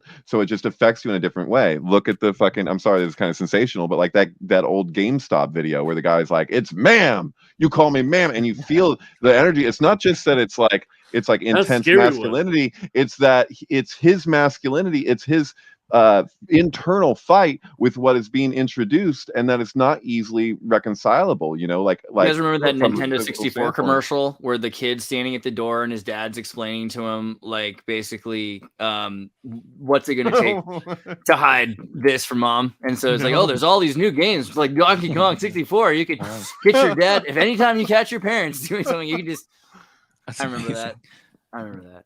What are they selling here? What are they selling? What are they selling? What are the Yakuza doing to our people? Yeah, I don't know. Does it matter? What are you buying? I don't know. Are you buying? That's all I know. I don't buy, Dad. Yeah. Devil's advocate, we give kids Concerta pretty early. Like, I was on Concerta at 12 and I didn't stop taking it till I was 23. So I mean, like, the things that we are willing to give children, it's just like, what's Concerta? Is that like it's like Adderall. Adderall? Yeah, see, like I was given ADHD medication as well. I don't think you should do that to kids. Methods. Yeah. That's why we have so many meth addicts in this country. Everybody's like, "Oh, I was on Ritalin for 10 years. I have ADHD." But it's also why like coffee's collapsed, probably. Ritalin just. I just switched to coffee. I focus now. Avoid all stimulants and take nootropics instead. Let's see. But so the Godfather, this is the thing that's going on right now. So the Godfather of AI leaves Google and warns of the dangers ahead. You see, what's coming is danger. It's going to be bad. It's really dark where I can't. What's the friggin' thing? Why are you so afraid of AI? Because AI is going to take your job? Whose job? Because, Zertis, you try to program it to take over and destroy humanity. The numbers are in. Replacing all CEOs with AI just makes sense. Oh, is this what it is? Because they're going to replace their jobs. Yeah. So now we got to slow down. Okay, well, here's the deal. Okay, like I told you, my Hollywood just went on strike last night. Okay, so basically, I can't take on any union jobs right now. So I'm having limbo. But the same time, these writers who went on strike and drag everybody down, they're the ones who say we're gonna let AI do some writing and come up with some ideas, and we're gonna take total credit for it. And it's a Trojan horse. I've been yelling at these writers for like the last 2 months. Like, this is a Trojan horse. You're gonna let the whole pipeline that you let AI into this bargaining table. We're doomed. Now, every single news doesn't sell papers. News AI sells paper. That's what. It's crazy. I mean, I'm for Hollywood for one. Okay, as a Hollywood worker, AI is going to kill a lot of us. I swear to God. And I think it's only going to get rid of. So that's the irony, is that people like you who are really creative and disciplined don't exist. There's people that you're either going to be disciplined enough that you're not necessary in the future because discipline won't matter because you're creative, or you're going to be very creative. expensive. I'm very expensive. That's the thing. You are. Yeah. Mhm. I love your time, by the way. Thank you for that. There is a show that was made about this. Dr. Horrible. Do you remember Dr. Horrible when Joss Whedon wasn't allowed to make movies and the TV shows because the writer's strike? Was it 2008? When was the last writer's strike? 2000, yeah, well, 15 years ago. So that makes it 2003. 2008, yeah. God, because it couldn't possibly be that long No, ago. that's not, 2008. no, Yeah. Yeah. God. my math. No, Yeah. it's all right. I remember it like it was yesterday. I was working in the industry at that point. And so this is the most inspirational thing that ever happened because the industry was shut down. I was like, okay, go home. Don't even be here. There's no point. But they got together. I think it's a Doogie Howser, Neil Patrick Harris, and they just shot this with their friends against the rules, against the tides of the unions of Hollywood. And they put this on YouTube. And there's like, I think this in a lot of ways started it. Because they said, okay, we'll have YouTube content that's made and we can compete directly with television. And I think him saying and showing and doing this is what really ended the writer's strike in some ways because they realized there's nothing they can do. And what did they have? And do you know what started this writer's strike this time around? It's because of YouTube and streaming networks. Right. Because last time they said they weren't going to give them better online royalties. Yeah, but now they're not. Back then it's the box office. Now is the royalties Right. and how That's they the got thing. They didn't care. The last conversation in 2008 wasn't about royalties on the internet at all. That's for sure. It was about TV. It was about royalties for movies. It was about royalties for actual content. That way the old system worked. And they should have been more forward thinking then. They should have said, okay, right now, 2008, we're going to start caring about the internet. But that also would have stopped the internet growth because what they did was then they made it easy for people to invest and they created content that was just millions of dollars ahead of what normal YouTubers were doing. And the YouTube studio was created by Disney. Disney paid to create the YouTube studio. They picked up people like Ian Crossland, right? And then they kind of studied them. And then they built it up with the people on the East Coast that they could trust. So, there's a contradiction here I'm curious about because is Hollywood shutting down technically a good thing because now there's less like magical spells being cast on everyone, or is this? I don't think like there's less spells being cast on people. Hollywood isn't what it used to be. Who's taken over? So in the last 20 years, Hollywood's shifted across America and Canada. First, Canada's the thing you want to make a TV show. You do it in Canada if you're smart. Or since 2003, 2005, you can go to like New Mexico. Breaking Bad was shot there. You can go to South Carolina. That's where the Karate Kid Cobra Kai show is shot. Is it North Carolina? North Carolina, I think. But does the writer's strike not apply to all of these different places? It does. Well, this has to do with studios too, right? Like, do you remember when Ewan McGregor was like, "I'll never not do an independent movie" after Trainspotting, and then it was like not that long later that like they were like, "Wait a minute, didn't you say you never do an independent movie?" It's like it's Star Wars. Like, how could I not do it? And it's just like, and so like, I feel like what happened with like what independent used to mean for filmmaking is kind of the same thing that happened with like organic. It was like organic. If you got organic food, it was like, what did that mean? It had all these requirements that it needed to meet. And then it was like, wow, that's a real hot seller. Organic food is selling really well. They lowered the standard for what something had to be organic. I feel like they did the same thing with like independent studios. It's like, yes, independent studios exist, but you'll notice like where like the real independent film movement that was happening that like Robert Redford was a part of and giving a platform to all these filmmakers that were just like, there's so many films every year that most people don't see. And that's one of the problems with fucking Hollywood. It's like, they're like, well, we can't show them everything, but it's like sometimes certain things slip through the cracks, like Clerks or whatever. But it's like there's so many great films out there that will never see the light of day that you could put it just saying like. But pretty soon it will, like all that content AI will be trained on it because the only thing allowed to see it is the system itself, right? And when a YouTube censors video, the YouTuber content moderator censors a video that doesn't get deleted, the system still sees it. So AI is going to be trained on all of the banned content. And when we get to next year and we're watching generated live YouTube shows it's going to be based on some of the things that we're not allowed to see. So we probably will end up having that stuff kind of channel into certain people will get to hear it if the AI wants, because one-on-one conversations instead of giant masses of theater now. One of the problems that I'm already seeing, like, I don't know if Chat GPT has just in the course of since it came out, since that went online, we could play with that, as to now, it feels like, I don't know, but it seems like it's restricted itself in the same way that we see everything fucking do, where it's like you go to ask it a question and it's like what you're getting is this kind of over but you can internet consensus you thing. can still kind of work with it, and there's other things now. There's tons of new ways to train information, and it's not what you'd think. You don't need to train it on as much information as people think you do. It doesn't need to be a jack of all trades. You can make it really specific. It could be really good at one thing. And yeah, we're getting to the point where it's becoming blatantly obvious humans are not as good at answering questions that have been recorded already. So ChatGPT is better at answering questions than doctors are. So at very least, doctors are going to have to change. They're not going to be able to just make calls that get people killed anymore. They're going to have to just do what AI tells them to do. We're very quickly getting there. That's almost here. Well, if the AI just starts pushing all kinds of crazy medications, in AI is making new drugs. Yeah. Right. Have you seen that? That's probably how they get the names, those AI ridiculous policing names. Right. They're gonna hack into our biology easily. AI is making drugs in hours that took months and years. I mean, the whole thing with creating vaccines with AI is going to be way more instantaneous. With simulation software, they're going to be able to study its effects quicker. That's their whole plan. So AI is very quickly going to replace all the drugs that we have now, but also Neuralink's coming, so it's not going to matter because it will replace not just drugs. Can you hear this out? My analogy, Sure. As you know, I'm a believer in exopolitics, right? And I claim to be a contactee myself and all that stuff I've been talking about. I have this whole AI.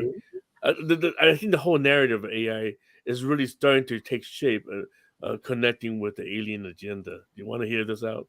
Okay, yes, I totally agree. By the way.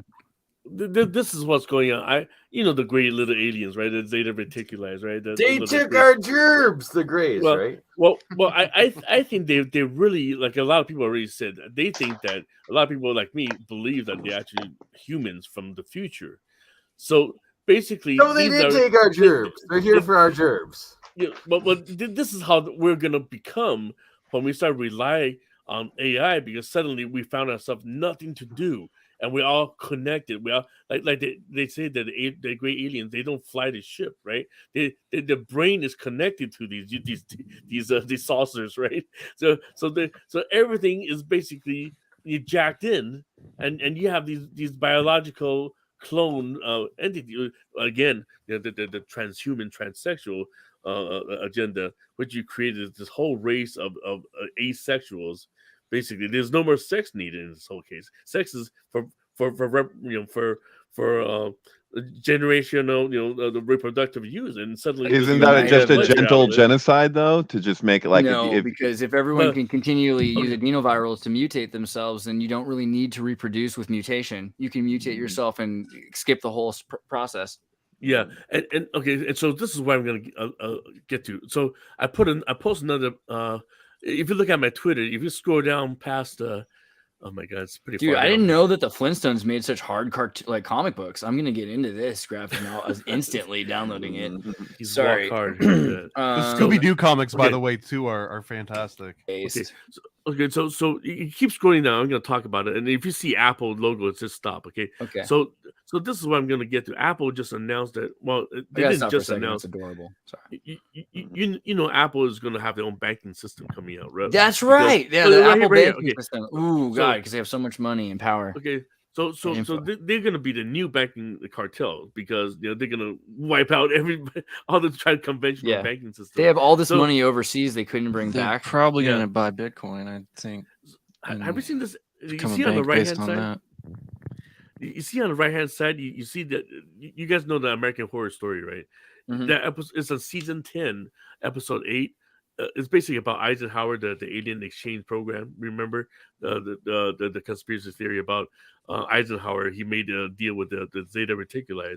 That This is in Majestic exchange, 12 related, right? yeah. It's absolutely related to that. So basically, the aliens came after the nuclear bomb was detonated. They were like, "We got to stop these guys." So they came down. They were shot down in New Mexico. They made a deal in exchange of the alien the hostage situation. They said, "Well, we're going to give you a technology while you allow us to abduct humans at a limited, they said a limited amount of humans are going to be abducted for experiments, but they never stopped."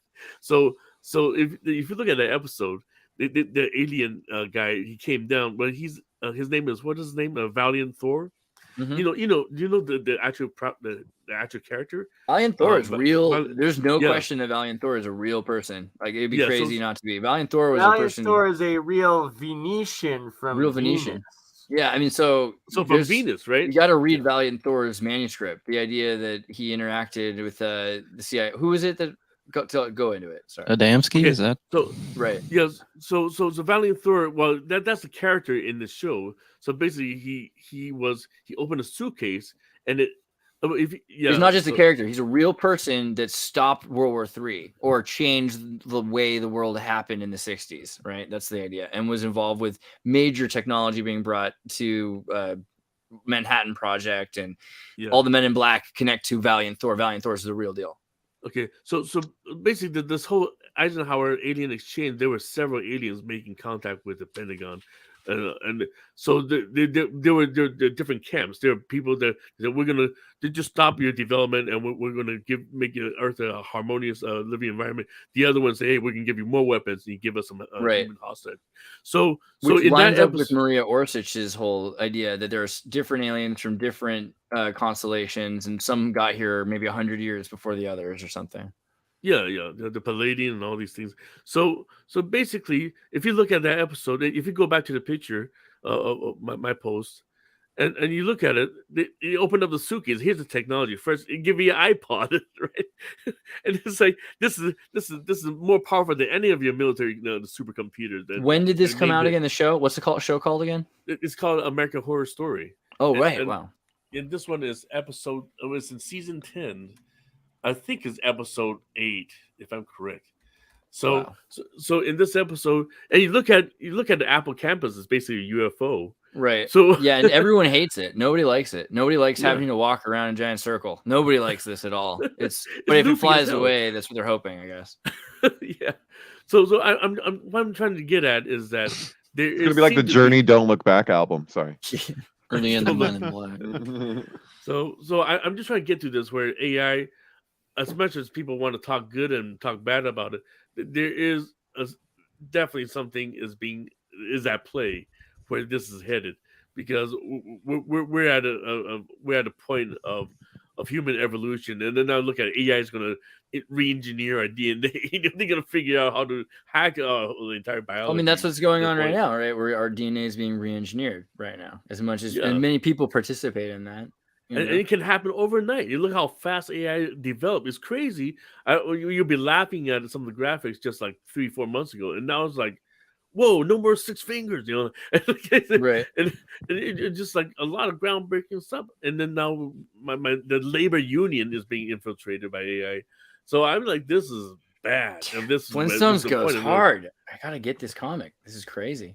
Well, there's also no like they live glasses for AI. You know what I mean? Like it's one of the things is that unless it's done very sloppily, you wouldn't know something was necessarily made by AI unless you've got some kind of special tools to detect it. South Park did a good job with that with a ChatGPT episode with the guy that comes in with the hawk that's like to find in the school where the AI is being used, and he's like, using kind of like these like old these like old mystical methods to. Actually, you know what, Thomas, I made a funny thing about it. Hold on, let me send it. Have you heard of Glaze before? Glaze is supposed to be this like anti-AI filter that you run over. That you run over all your images, and you'll see that a lot of anti-AI sort of advocates, they'll even like repost their tweet screenshots and they'll put Glaze on top of it. But Glaze is supposed to apply this in my opinion, it's really ugly kind of overlay, but it completely throws off the way that some of the Stable Diffusion engines kind of like repurpose this noise and try to reconstitute these images. So, and Glaze is apparently it's somewhat I guess effective against this, but it's always going to be this cat and mouse game where the anti-technology gets superseded by the pro technology, almost like DRM. Wasn't it that I think it was Time Magazine? There was something that just happened where they had like a photo of the year, and it turned out it was AI. Like they had like awarded this photo. This is the greatest photograph, and then it turned out to not be real. Yeah, check out a mailbox, Andreas. It's a meme that I made. Let me jump in there. Yeah, one sec. Just to say about this is going to be family friendly meme. My mom's watching it. Yeah, it's pretty kindergarten variety. Blade Runner, the classic replicate detection game. Oh yeah, for sure. So my text was saying I try to warn my labor union. Nobody's listening to me about AI danger. Is that Corey Hames? Sorry. Well, I'm basically saying this is what I'm gonna. This is what I'm going to do to my union leaders. I'm going to check on them. I think they're all a bunch of cyborgs. Christian Slater's in an old Empire Strikes Back toy advertisement. That's really fun. But yeah, as a kid. I mean, Seinfeld AI already exists. So immediately, and I keep pushing that you should all take the time to watch the AI generated Seinfeld. But it's going to be next month that you're going to start seeing a lot more shows like this. And by fall, you're going to start seeing this incorporated into media. It sounds like what the writer's strike is going to do. And so, yeah, you're going to start noticing the writers removed, less credits on the show. But part of the deal is for it to get uprated, it's going to have certain people identified with it. That's what C11 is saying. There's a point system that the Canadian government has now to decide how Canadian something is. So if you've got like a director, that's 2 points. If you've got a camera person, that's another point. Oh man, this is like how American gun laws work. Justin Judo, shit. It's just crazy. I mean, it's just like points, Justin. You don't really have a sequitur to the LGBT pop characters, so just keep talking. Yeah. Well, I was gonna say that the way that like some American gun laws work is that certain guns you can no longer import because like it has a certain number of pieces that came from Russia, for example. Mm-hmm. So because like 5 bolts came from Russia, and like some other aspects came from these other countries, all of a sudden you're not allowed to import it into the States anymore. So we have like similar aspects of that. It's weird to see it being applied to creative sort of endeavors though. Right. Someone brought up recently like about anime, and they're start making all these LGBTQ characters for everything like that. And I was thinking to myself, growing up, no, I'm not against it. It's fine. Like honestly, that's not what bothers me. What bothered me was when they did what was it? It was like an Asian Muppet or something. Asian Muppet. Because I was like, isn't the whole point of the Muppets that everybody's a different color and it's not to do with race, but they're like introducing puppets that have to do with you, like the AIDS Muppet. It's like, I don't need an AIDS Muppet. Maybe somebody does, but the idea that Muppets have some Muppet disease would be more interesting to me. I just want it to be, you know what I mean? Peter Jackson already did that. Disease, the attack of the moth. You know the last thing that Jim Henson ever did in media or whatever was Sesame Street in Israel, Israeli Sesame Street. Oh yeah, it was like his last project. Right. Yeah. So we need Muppets and we need moths that spread this disease that then cause the Muppets to. Did you watch Meet the Feebles? That's the movie. So I mean, Steve what's his name? Jackson, something. Peter Jackson. Peter Jackson. Peter Jackson. It's right on the dang video cassette. As a kid, I was always like, really? That's the guy that got to make the Lord of the Rings? Because I'd seen Meet the Feebles because it looked like a kid's movie. Adult puppet movie. And it's all about them trying to get their show. They have a Muppet-like show, but the whole crew is falling apart, and there's gonorrhea that's like causing the rabbit to fail, and there's an affair going on between the hippopotamus and Bletch, who's this like guard, who's like, he's a crime lord who owns like the theater. It's very real. I've not seen this. Oh my god! It's a very real movie, a very real Muppet movie. It's exactly what Jim Henson wanted but couldn't have. I saw it in the theater. Actually, it was in the theater limited release. It kind of is. You're correct in that. Like if you look at the end of Sex and Violence, the Muppet pilot. Oh yeah, it's like you can see that the direction he was going, and they were like, okay, we love it, like incredible work, sir, but can you just tone it down? Exactly. But now make it for 4-year-olds. SNL Sex and Violent Muppet. If I remove the word, is that going to work? I have to be careful with moderate. But the 1975 SNL best episodes, and he wanted to call it Sex and Violence because he thought no one's going to care about the Muppets. If I call it Sex and Violence, that's what everyone's going to turn to that show. They're going to want to watch into America. They're going to want to watch Sex and Violence. It seems like the thing to do. I mean, the thing is, the LGBT pop character, my point being that there's a lot of characters that were already the gay character, but it was kind of subtle. And am I wrong for liking that more? Like the idea that no, you keep in mind that this is it's an issue of passing, and there's I like it. It's more subtle. They're third-dimensional. There's a discrepancy between what it means to pass, where some people interpret that as some people get a pass, and then they'll ask, well, what is the standard to get a pass? Whereas passing often means, when you look at prior to 5 years ago or less, was that if you walked into, say, a woman's bathroom and you looked more like a woman, and maybe even people can't, maybe it's like Pat or something, and you're just going in a stall, or if you can pull it off enough to, it's like more of an incognito thing is what it meant to pass. Now you have can I walk in with a beard, and can I walk into a men's bathroom and squat at the urinal? It might get to be freaky. This is Li Shang's dilemma. Mulan is all about Li Shang's bi-curious phase because he's super conflicted because he hates women and he loves his manly military crew.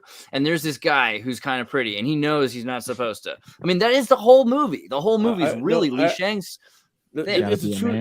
Well, the thing is, Mulan is like the very first cross-dresser in the history of China.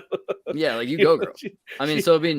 But the thing is, we've already had Batman. Batman's kind of, if you read the early comic books with Robin, Batman's pretty gay. The shorts that he puts on that kid because he makes the outfit. So I've got a question for Eddie though. Speaking of Chinese sexual culture, what did they think of the release of the Hunter laptop of hell, where Mulan was doing the foot thing with Biden? I didn't see that. Wait. You mean Hunter Biden made a meme out of Mulan? I didn't see. Yeah, she jacked him off with her feet, and it was on the Hunter. Laptop. I missed that meme. I mean, of all the things that he had, I didn't see that one. It's true. What does that have to do with Mulan? What did I miss? It was a picture. I know. I'm trying to make a Mulan connection. What is it? That is stuck in my that video clip is stuck in my life forever. It's I don't recommend watching it. I had no idea Asian women have foot fetish. What offer foot fetish? The binding. Asian women have all kinds of fetishes. In fact, people. Yeah. This took a turn. So original whole screenplay. I got no real story here. I just want to tell it anyway. Basically, so I've been thinking a lot about Stanley Yelnats. I got a lot to say about holes. Oh, thank God, because I was like, of course you do. This is huge in the sinkhole. I'm in a sync mood. Let me just say really quickly my piece and jump in here. But basically, Holes, amazing book made by Louis Zacher. Louis Zacher wrote Sideways Stories from Wayside School. You know this one, Sideways? Oh, man. What a blast from the past, dude. Yeah, there was a series of books about architecture that was done sideways because bureaucracy was wrong. And the school is just this hellish mistake all the time. And it's vertical because they didn't build it sideways. So they have to go up and down the stairs. And you know this one? I've never seen this. Yeah, this is Louis Zacher's. This is in my DNA right here. Yeah, exactly. So he created this amazing thing, which we're going to have to adapt at some point. But then he wrote Holes, and Holes is this amazing kind of 9/11 there, just tower and there's a sequel where there's two towers and they build an elevator. You gotta get into it. But the Holes book is much deeper than you'd think for a kid's book. He's sent to a geo-changed environment that used to be Green Lake, but it's now where they're digging to try to find lost treasure, and no one knows that they're digging for treasure. They're told they're just digging for character. It's this crazy thing, and they tried to make a movie out of it, which was okay, but the original version of the screenplay was written for, where did I go? I lost all my pages. How far back do I have to go? Oh man, here we go. No, did I go too far? Dang it. Richard Kelly. There it was. There we go. Dark. Yeah, okay. So basically the guy who wrote the Donnie Darko screenplay wrote the whole screenplay originally. And you got to read it. Is the only rabbit hole. You can read it? Is it online? Yeah, it's online. And if you type PDF, you'll find. I'll send you a link to it. Here it is. But it's a post-apocalyptic nightmare where there's like crazy gigantic mushroom clouds. The storms. They have to get underground. They dig these tunnels, and they're in what's left of like Arizona. So they're in abandoned malls from like 50 years or 20 years ago when America. It's like basically. the postman for kids is the idea. Huh. And they're digging to find something that was lost and in the 1990s or 2000s when the technology was lost. And they're like, what is this? You cannot make this. And they destroyed it and they made the movie that they did. But then he went and he made that movie, Donnie Darko, but after Donnie Darko, Southland Tales.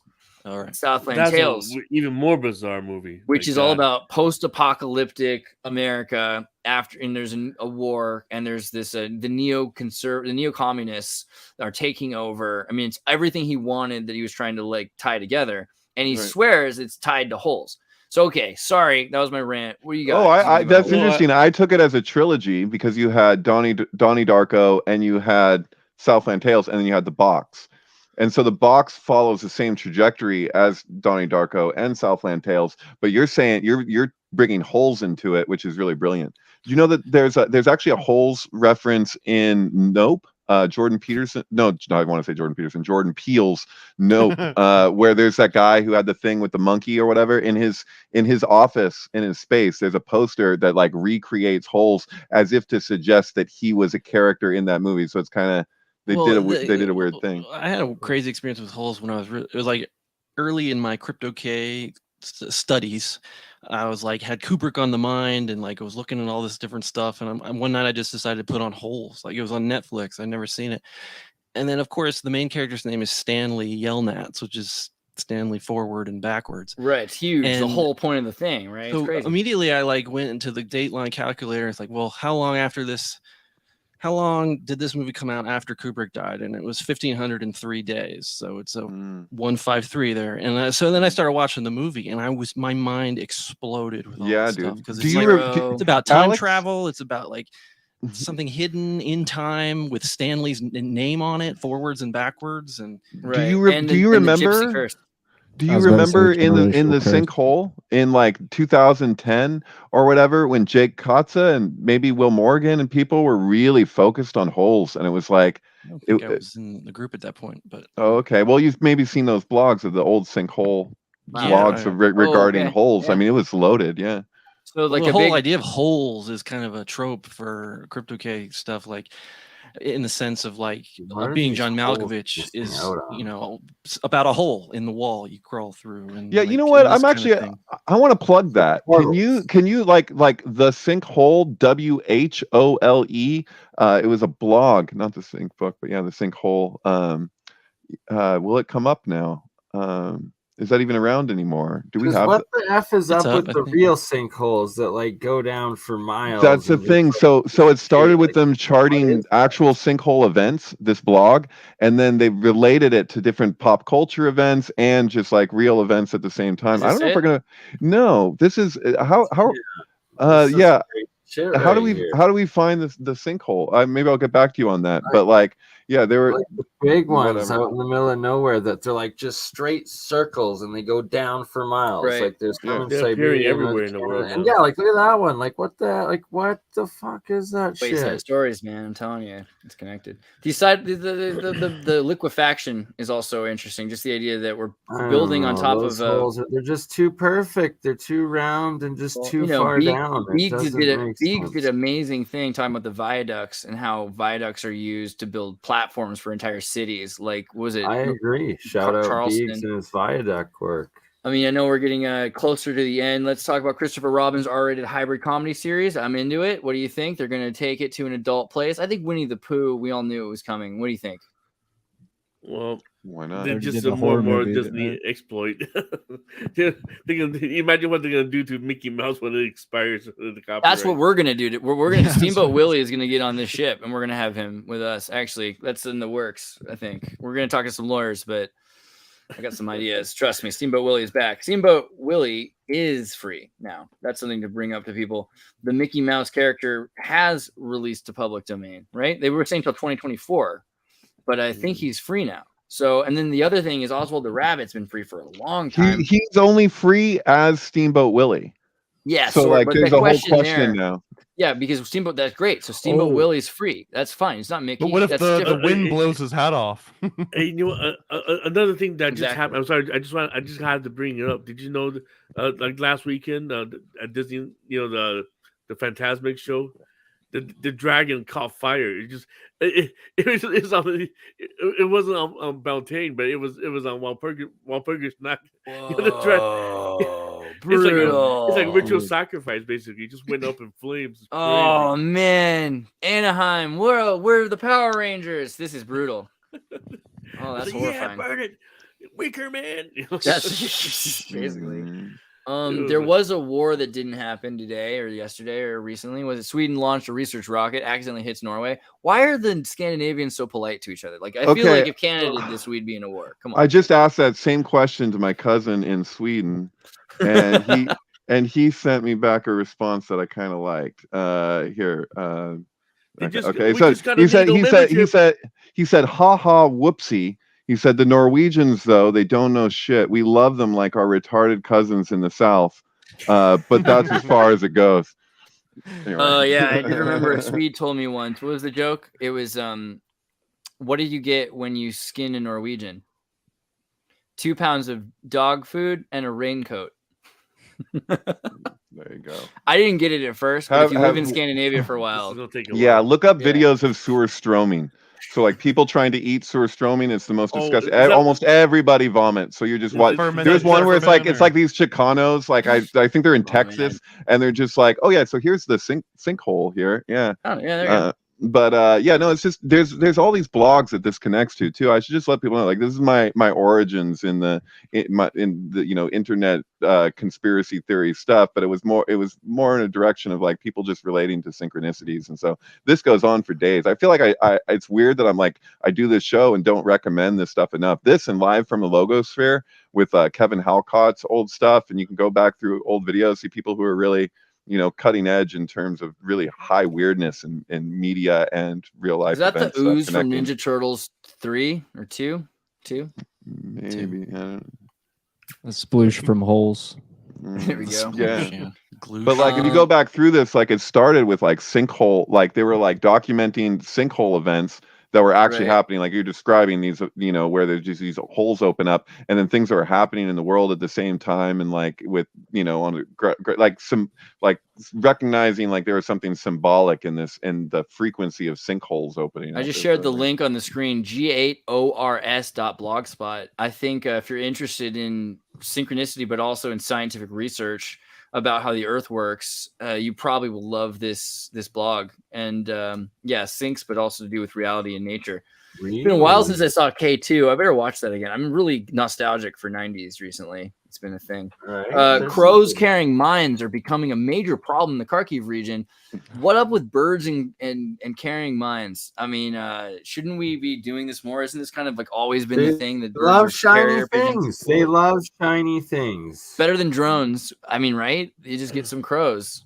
Oh, dude. They have no loyalty. I used to volunteer at the zoo in San Francisco, a petting zoo. So I had to handle these ravens. It just keeps robbing the metallic objects out of everybody's hand. Yeah, they love to pick up metallic objects. Dude, it's driving me nuts. It's waking me up every day. I got a '68 Mercedes parked outside my window, and it's so shiny in the front and on the hubcaps that these birds just like run at themselves over and over. Like they see the reflections, I guess, and they just keep doing it over and over again. They just won't stop every day, so I have to move it. Oh yeah, they're obsessed. They love metallic objects. I think Stanley P. Lavelle, he wrote a book called Spies and Stratagem towards the tail end of the OSS, and some of the things that he was trying to implement did involve strapping bombs to birds. One of them was putting napalm on bats because they would tend to go into a house and like put themselves up in the rafters. They wanted to be able to like remotely detonate this napalm, but they just found out that unfortunately they would drop the birds and the bats from such a high altitude that they would pass out from the thin air, and by the time they hit the ground, sometimes they would just explode.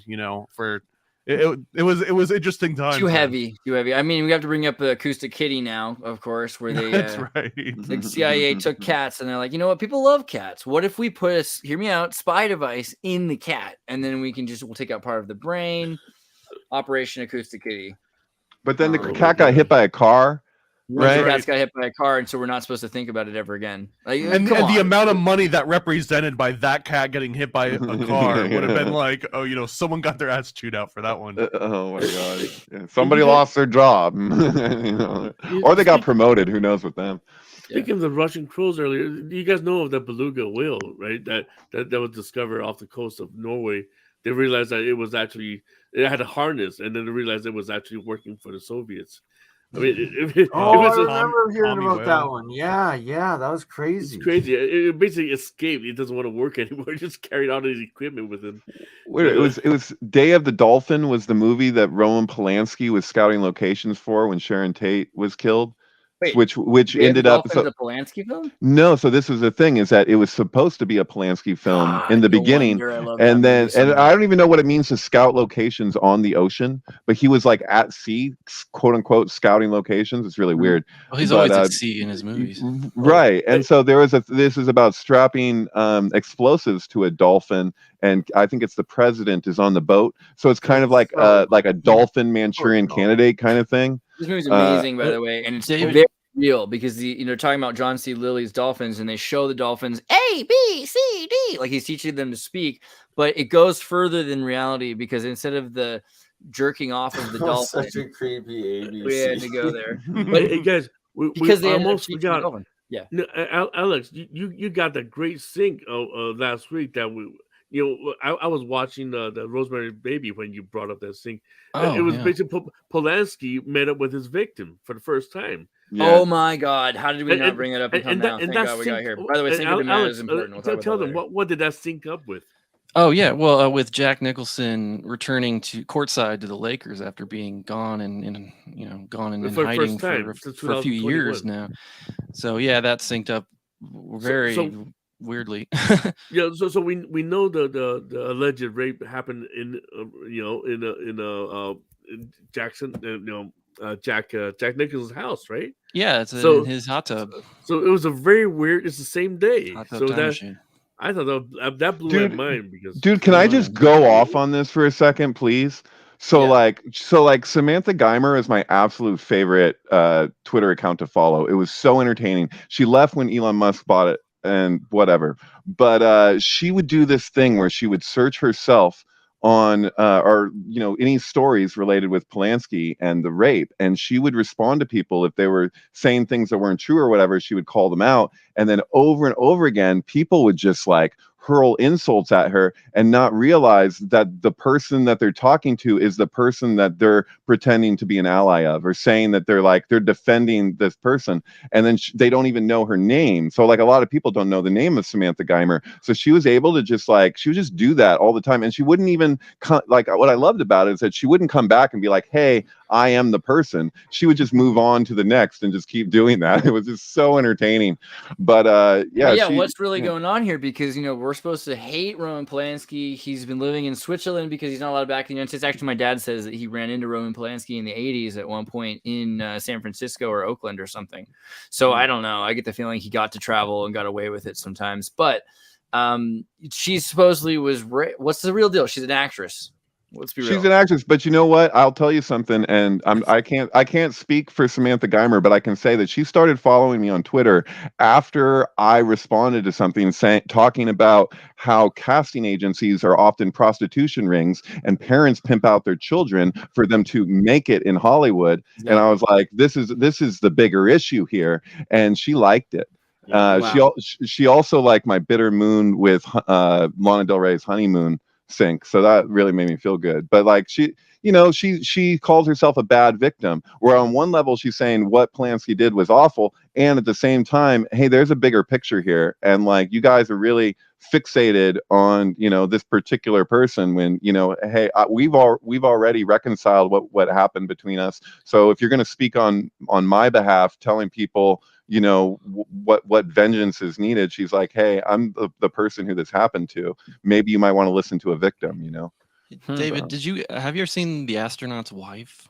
Yes, and that's super sinky as hell, a movie that kind of needed to happen. It came out just like 2 days after the Ninth Gate premiered, so they're came out very similar. Totally relates to Rosemary's Baby and all this stuff. Baby, but then I watched the preview in the trailer. It says something like, at 2:36 p.m. he lost contact. Like he goes into space, and at a certain time he loses contact for 2 minutes, and it's at 2:37.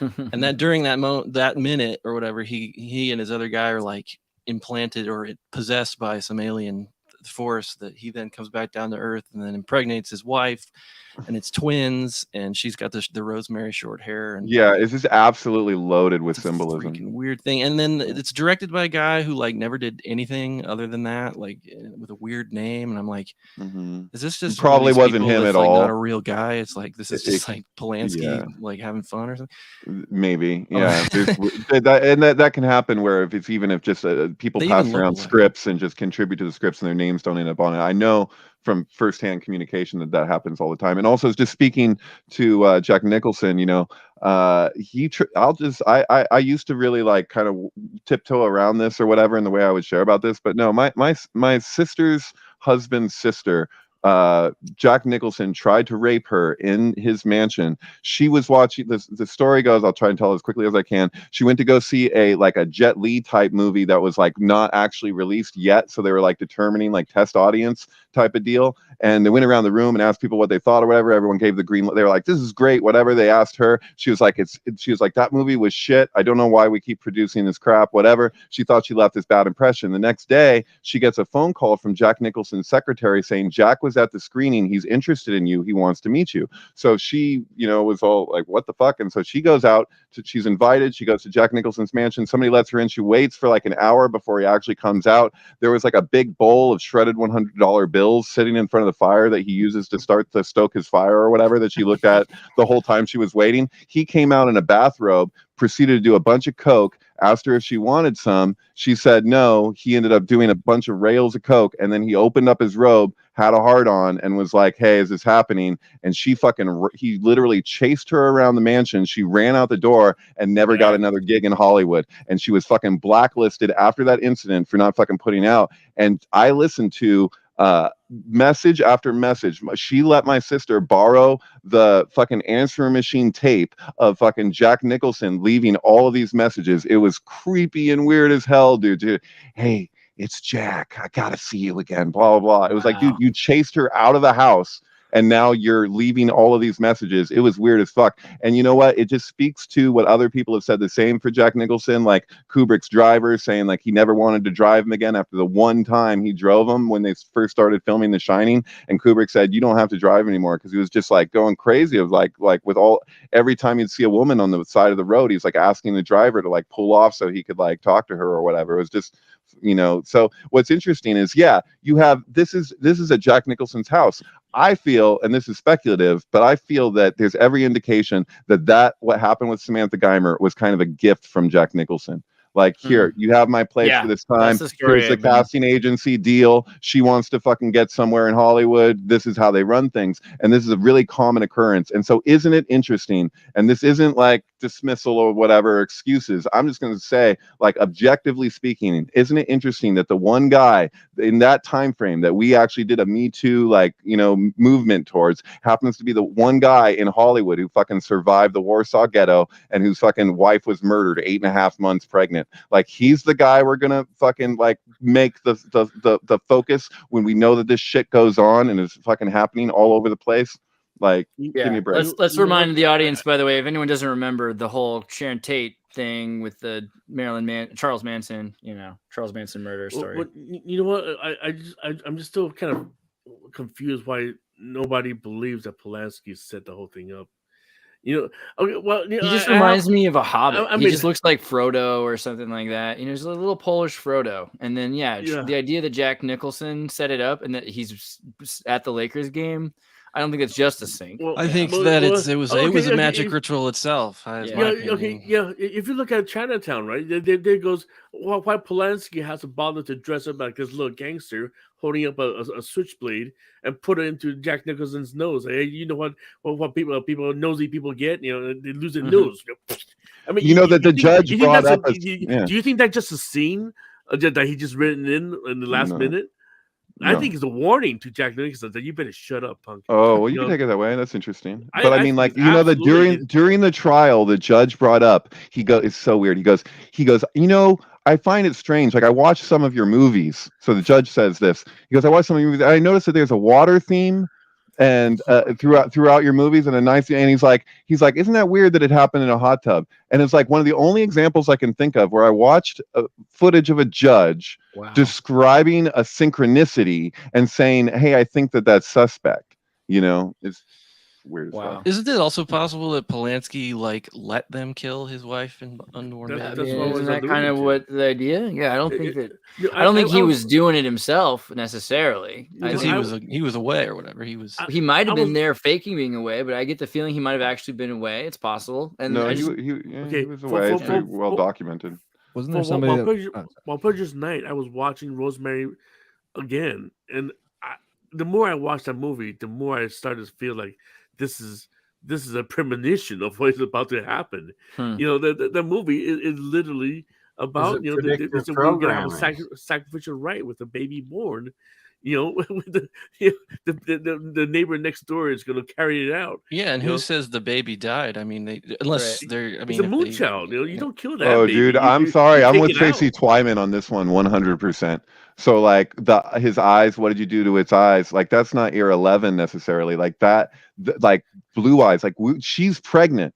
Okay, Mia Farrow is pregnant while they're filming that movie. She doesn't know if it's Woody Allen's or if it's Frank Sinatra's. And how are you going to know but old blue eyes? When the baby's born, we all know that that's Frank Sinatra's kid in real life. But Frank Sinatra, his connection to Catholicism and the mob, and then he filed for divorce on the day that the impregnation scene was filmed. Like, that's not a mistake. Like, he told her, if you do this, that's it for us. Because how is he going to reconcile that with all of these Catholics? Like, it's not even a possibility. So, like, do you think that maybe there was if there was going to be some retaliation for what happened with Mia Farrow and Rosemary's Baby, that it might express itself in other ways than just going after Mia Farrow herself? Do you know what I mean? Like they hated him. He was like, yeah. Anyway, and I was watching the movie. I keep making posts, and I caught a lot of things in Rosemary's Baby. Like there was a very distinctive time when they moved into the apartment, and I'm just taking a snapshot of this picture. But you know the armoire, right? I was blocking the door to the neighbors, right? Yeah. That thing is basically in the shape of Baphomet for one, and You're and talking about the top of it, the way that it has like two heads or something, the way that in the wood. Yeah, well, here I'm gonna drop the picture. So, but and then same shot, the camera tilts. Okay, I just loaded the mailbox. So you look at that. Okay, so we have the flame of Baphomet pointing. Oh, and the husband's pointing up there, and then there's Mia Farrow pointing at his red shoes. You know what it looks like? It looks like the demiurge. That's like the lion serpent thing. Like two of those. Like. Like relates to Tet, I believe. I think I think I know which creature you're talking about. The one of the demons, right? So if you look at the pointing at the red shoes, that kind of set up an alarm for me. Yeah, we're looking at there's we know the whole Podesta the controversy, the red shoes. There's that network of people who allegedly, take little babies. Well, we are at the 2-hour mark. Is there anything you want to make sure we cover before I want to end it on pedo? I want to make sure Kent. Is there anything Kent you wanted to say too? Because we're gonna get you back, but threw you in there. Oh yeah, no worries, man. Well, thank you for having me again, man. This is really, you guys are all awesome. I enjoy watching the show. Actually, the whole reason that I found out the stuff about the OTO is because you guys like flashed that picture of like the Matthew Lyon dude wearing the Lamic hoodie. So I was like, that sent me on a tailspin down that research. So I made a post about it. I sent it to you on Discord. So that's Matthew Lyman. Yeah, we got to look into some of these like occult flat. I remember one time I was at a Bernie Sanders thing, and there was a Freemason sign on someone's hat with a B in it, a big B in the Freemason symbol for Bernie Masonry. Yeah. So I mean, there's definitely some stuff out there. Bernie Brotherhood. let me pull through. Nothing. Beluga whale. The Brothers of Bernie. I'll talk about Silphium sometime. This is a plant that we made extinct called Laser, which is pretty sweet. But let's go to the Paranoid American, greatest comic books in the world. If you love comic books, you'll love Paranoid American. Thomas, we love you so much. Make sure you guys That's are right. reading Chosen And at the One. very top, there's the Chosen One 2 Kickstarter. That it's almost at the halfway point. As soon as we get there to you go. 100 We got some followers, more. yeah. I like that we did it. Okay, guys, look, all guys and gals and everything in between. I'm begging you, please do me a favor. Go to this link. Go to paranoidamerican.com. Click on the Kickstarter thing. It doesn't cost you any money. Just click notify me on launch, because if we get to 100 followers, then he's going to release the second comic for the Chosen One. Secret And that gets Society us closer Pop-Up. to issue 3 coming out, and then Which issue is 4. Yeah, super Chosen base. Juan. And these are just real. I mean, really, these are amazing comics. The art's amazing, but also the story is right. If you're into this kind of stuff, you're gonna love these comics. These are the kind of comics you're gonna want for the rest of your life. So you should probably get a physical, but you can download it. Just make sure you look into this, because I'm not just talking your ear off. I think you guys need it. And if you like to draw, the Cryptids coloring book, I'm serious. Get it for your family and your friends. The Cryptid coloring book's amazing. Available digital and physical. You can get it right on Amazon if you're confused on how to use things. Just look for Cryptid Coloring Book by Paranoid American. Yes. Okay. That was awesome. Yeah, Thank just you. post to Paranoid And don't sleep on that. American's, My Connect the Dots. YouTube. Yeah. If you're a sin to science, this is actually one of my favorite books. Brittany got this. This is really good. Connect the Dots, the confounding conspiracy of chemtrails. Explain to the kids what chemtrails are, because a lot of the kids are just walking around underneath all those chemtrails, not even knowing that the sky is falling on them. And it's a full legit book. It's 50 illustrated pages. Oh my god. Hey, It's so That's good. awesome. I'm sorry. Can I just add this? I forgot to show this earlier, but literally, some woman revealed the chemtrail process on the View. Dear Wait, Brian, I you're a just dropped- great brother. I just dropped the What a dropped the weird link thing. if you want to watch that. Oh, and what does that say? There's no way. There's no way. I can't Wait, read wait, that. it's out of focus. Out of Oh, focus. dear Bernie, you're a great brother.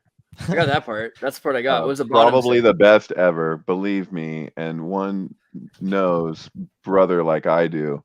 To say there is a better brother is fake news. You're great, so great, very special.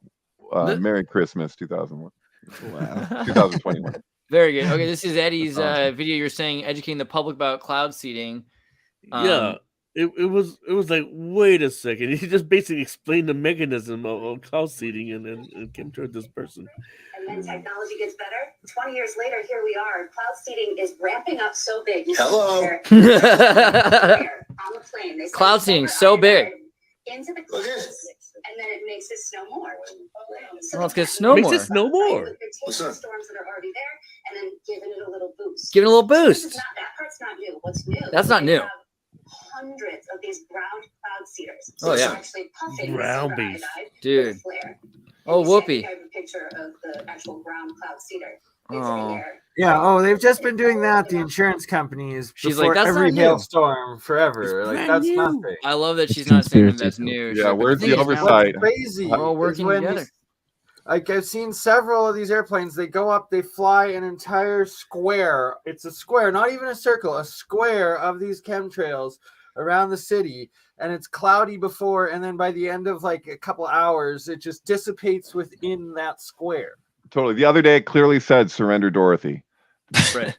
I saw that. Let me pull up also Crypto Alchemist Bernie. Make sure you guys are watching Bernie's channel. He's making sure that the rest of you are, but subscribe to the Bernie streams and go to the lives. And we're gonna do an APEC thing pretty soon, I was thinking. So let's get that going Yes, with Tim. sir. It will Oh be my god, awesome. exciting. The syncbook.com. If you like David Plate and you want to get some of his videos, make sure you go to the syncbook.com, click on videos at the top there. Go down underneath the awesome Hindsight is 2020 documentary, but I think you should watch it. And then click on Syncflix when you're done with that, because then you can see all of David's new things. He's got a bazillion amazing synchronized movies to soundtracks. So if you like to listen to music, you like to watch movies, but you really want to get into synchronicity and esoterics, this is the way to deconstruct a movie and see what it's really about. And you get a lot out of it. And this is his newest synchronicity work, 711 Ocean Drive and Tulsa, with Lana Del Rey's new album, Did You Know That There's a Tunnel Under Ocean Boulevard? Which, I mean, great name for an album. Yeah, I'll try and just like really quickly, if I can, just say like, so this album is written for her ex who lives in Tulsa. They had a long distance relationship. She's like, it looks like she's maybe marrying somebody else. So this is like a love album for somebody who she's no longer with. It's also got Diary of a Teenage, teenage girl, which she references in the album because of its, I think in part because of wow, the symmetry is R. amazing. Crumb's wife.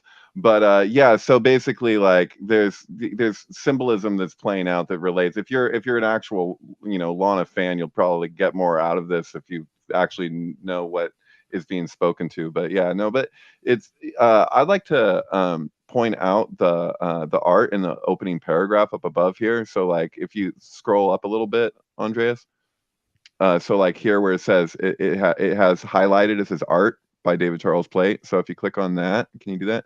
Do you see it above Art Sorry Cassandra towards the end? David Charles Plate right here. Yeah. On that See one? the art, not Sorry Cassandra, but click on the word art. Yeah, Oh, the word art. If I you know click it's on the kind of word it's hidden, If you so I'm pull sharing the book it. on the left, it'll open the shelf. Do you have like a little pie symbol on the bottom right corner too? God. Right. Well, my computer's having issues, so anything would be helpful. So if you click on any of these pieces, I work in a print shop doing. These are like large G clay, like on they're fancy. It's fancy paper. It's fancy printer. These are collages that I did years ago, but I think they still hold up. So Oh my God, anyway, amazing. just putting that out there. They're there. I've actually got one behind me there, which I'll pull out at some point. I'm supposed to bring over to David's house so he can help me stretch it over, or put it into some kind of canvas. Yeah, you have that wicked of artwork and you don't have it stretched up? Come on. Well, it's because the only one who knows to do it right is David. David's the guy for stretching paintings and canvases and putting things in frames. I'm a framer and canvas stretcher, yeah. Dude, I got framed by David. Okay, so then syncbook.com. I'm sorry, Cassandra misunderstood everything predicts 9/11. If you really want to get into some of the really interesting stuff about 9/11, way deeper than loose change, and you want to tie it to some other buildings that were destroyed, such as the fire, which hotel fire? Well, there's two. There's the wine what is it? Weinkauf Hotel in the early 1900s, and the MGM Grand in 1980. And so it's basically the idea is that there's kind of I was speaking to it earlier, like the idea that there's like a template behind 9/11 that we see repeated in these different places. So I just basically found a thread. So it's almost like reading a book, some of this movie, Right. This is a really amazing thing, and I highly recommend, invite you to check out Sorry Cassandra Misunderstood. Everything. My recommendation to people would be to, like, if you scroll down and you're looking at the movies and albums, if there's movies that you really have a connection to, that you really are familiar with, and especially if there's an album that you're also familiar with, it doesn't have to be, that would be my recommendation, is just to, if something really jumps out at you, to just watch it. And if you can, on Twitter or whatever, just let me know like what your experience was, because I love that. Anyway. Yeah. Dude, for sure. And then go to the Synchronous on Twitter. You can check out Eddie's amazing work. He's got also the Facebook group, which I'm blocked out of Facebook for a while until politics calms down. You're still blocked out of Facebook. No. Whatever's going on, man. Whatever's going on must not be done yet. They don't want us publishing. Well, we're live on 2 of my Facebooks. Maybe I should give you one of mine. That's sweet. I appreciate it. I could identify as Bernie, but make sure you go to Synchronous on Twitter, because that's an amazing place to get a lot of data. I self-identify as a man-bear unicorn. So join us. Yeah, we need more contributors. I have been posting most of those observations, but we need conspiracies, sync material, personal experience, anything. Just come on and join and post. And also, Alex's crypto cubrology. If you want to know the deets about the numbers, my man Alex knows it. He'll tell you, like, that's actually this many days between this and that, and he'll be able to tie it together into some pretty amazing ways. A lot of this stuff is just, it's just right there, data that you can connect, but you probably wouldn't. So yeah, I love crypto cubrology, and make sure you're subscribed and check out all the things he's finding out. He sees what's going on. Thanks. There's that Jack thing.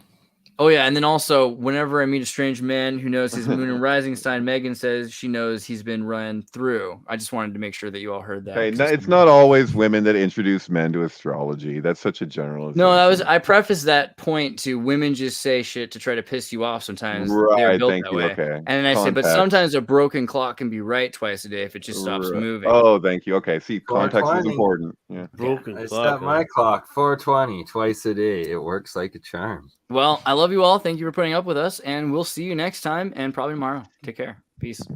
See ya. Hello. Welcome to the Exators.